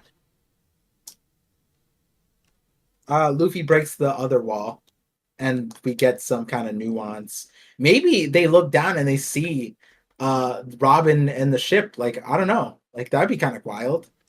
Oh yeah, they're like already there. They're there to like rescue them. No, like, or in my head canon, they're above. Oh, I Like, see. they're I on a see. cloud and they see down, and then they just like look down and it's right there. Kind of Hmm. wild. Yeah. So, oh yeah, one thing about this too. Since this whole place is supposed to mirror Elbaf, I'm assuming. Do you think there's actually a real ear god and needle god on the island of Elbaf that are like, bigger than life? Not necessarily like a hedgehog and a rabbit, but something that Yes. is reminiscent of it. Yeah. Yeah. I don't see why. Like it not. could be even be like a person, right? A person they call the Yeah. ear god. Wano had Mountain God, so I don't see why they wouldn't have like Horn God and Drink God and Ant Eater. Like, I don't know, just various gods. I don't see why not. Yeah, I like that. Yeah. I was just wondering because it's like, yo, what if the ear god, like the real ear god of Elbaf, is like Enel? Mm. Mm. Yeah, interesting and then one. Luffy is the one who beat the ear god solo dolo. So Yeah, I mean, like, I would like it if they have some kind of rough depiction of like a visual maybe, and like maybe that's why Chopper is like detained for a little bit, or like you said, like maybe it roughly looks like an L, and then so when an L comes down, he's like revered. But until then, they have some like like shitty like version of an L yeah, that's like static electricity with big ears. funny enough, like the thing with Enel is that he is kind of like an ear god because of his ear lobes. So him being paired Yeah. with the bunny kind of makes sense in a weird way. I'm not saying that's the case, Mhm. but it's just like a fun idea I've been thinking about. I don't have a lot of stocks into that one though. It's kind of just like a one-off. And then as far as the needle god goes, like maybe Shiki because of the hair. Yeah, yeah. I mean, I know that it sounds like fan fiction at that point. Like, oh, Shiki and Enel, they're like the ear and needle god of Wano, but huh. Who knows? Who knows? Yeah, I have no idea. Yeah. Yeah, good chapter. Yeah, I think it's a pretty good chapter, man. Like between the sun god and all this, I think this is we're in adventure mode. Do you think we're gonna cut away from the Straw Hats anytime soon, or do you think we're gonna stick with our group for a while? Probably stick. Stick. Unless the circumstance has it like what I said, where it's like they're technically in the same place, they just don't realize it. Like if they look up and see a cloud, they might like see that there's like a castle there or something. Who Yeah. knows? Yeah, they're just on a sky island. Maybe that's where we'll see a Rouge even. Yeah. Hey, I like that. Yeah, Give me some Yarouge. people have been waiting for that guy to show up for ages, man. Bro, that's one of those ones where I'm like, I think Oda has it on a dartboard somewhere. He just has Yarouge. He just keeps on missing. The observation Aki on Yarouge is insane. He's dodging Oda's plot. Like, Yeah, it's kind of crazy that like we have no inkling of knowledge as to what or where Rouge is at any given point in time.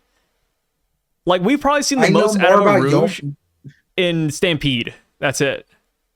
I know more about Yomo than I do. Yeah, about- Yomo the sheep mink. Yeah, Yeah, the male sheep ram thing. yeah. Whatever. Yarouge, no idea. Is he Skypian? Is he Birkin? Is he? We have no idea. All we got even more confused because the One Piece wiki says that his residence is Balloon Terminal. I didn't get that from the chapter, but hey, apparently an authority of One Piece believes that. Yeah, he's from Balloon Terminal, wherever the hell that is. Yeah. Well, we know where it is. It apparently floats above where Kid's original headquarters was, which is just like ironic that like that was the circumstance. But yeah, that's a small thing that we could probably end on with the whole Kid thing. It's like, where's Kid? Is Kid in another one of these rooms? Are they gonna break down the wall? They're gonna see Kid like strapped up. No. I think Kid isn't held hostage anymore. Dude, if we enter another arc and Kid is just like in a prison chained up, that would be crazy. There's no way. If that's the case, do you think Oda hates Kinemon or Kid worse? Which one? I don't think he hates Kid. I No, genuinely. I'm saying if he shows Yeah. up and he's in chains, ball and chains, gagged, we see that again. Do I He's think like, Oda well, hates I'll Kid? get him next time. Yeah, if No, I don't. Oda I don't does think that to Oda Kid hates one him. more time. I don't think he hates him. My hot take with Kid is that I don't think Oda could have expected how many people dislike Kid, at least here in America. I can't really speak for the Japanese community, but I do wonder how they perceive Kid. Do they dislike him as much as people over here, or is this just like a thing that's exclusive to America and the West? Do people like Bakugo? Bakugo and My Yeah. Hero? Yeah. Yeah, but they like him because he went through like a bunch of character stuff, I think, later in the series. Yeah. See, that's what Kid's missing. Yeah. He's a Bakugo-esque character, missing all the alluring parts of him. Essentially. And he could Yeah, still like get it, man. Bakugo Maybe we'll holds see him his beating up a weight. baby pretty soon. I'm sorry to bring up My Hero reference, and this is old, this is not new stuff. Bakugo is like competing with the inheritor of godlike powers with explosive sweat. Like, dang, he's the main, like, come on. Like, and meanwhile Kid has like the same like character profile, loud, obnoxious, kind of like, protective of his people, also thinking, is smart, whatever. He has the most cracked power in maybe fiction, considering it's one of like the primordial forces that we like kind of don't really know too much about, but we see it act, magnetism.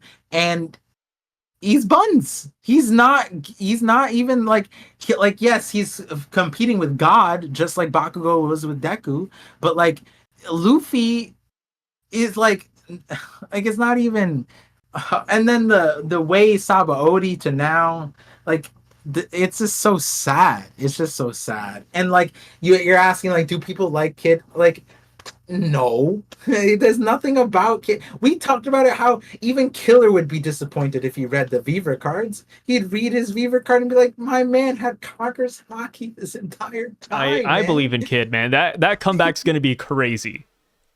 Maybe Bro, not crazy, if but Kid- it's gonna be nice, I hope. Okay, how about this? Let's do more tame thing. If Kid comes back, is he able to use Conquer's Hockey? No. Not yet. Not yet. He's gotta learn it, dude. He's gotta train it somewhere.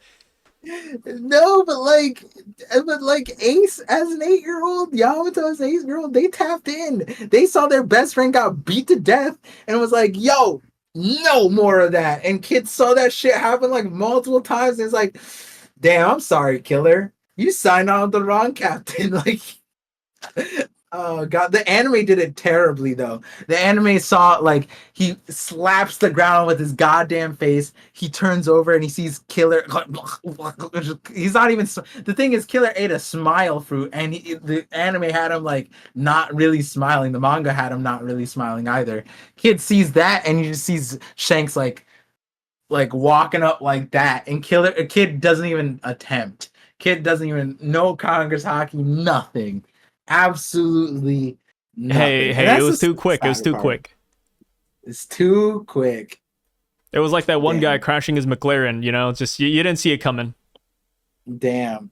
Now I think everyone saw it coming, right? Yeah, everybody saw it coming. He was on his phone. Yeah, that's just how it is. Well, with that being said, though, thank you guys so much for stopping by, checking out this episode of the Parcast. We really freaking appreciate it, as per usual. And yeah, as par usual. We'll be back next week. We got 11/29 right around the corner. This should be posted, I think, Monday. So yeah, spoilers should be out tomorrow, which is kind of crazy. That's nuts. Yeah. God, the weeks go by fast, man. Schedule's scuffed too, because the chapter usually comes out TCB on Thursday and came out Friday. Yeah, I wonder if that's going to start becoming a regular thing. Yeah, I think it might. Life is going to be chaos if Friday stream and then Monday spoils, because there's no time to make videos. I might just quit. Yeah, you got to speed up or like create a clone.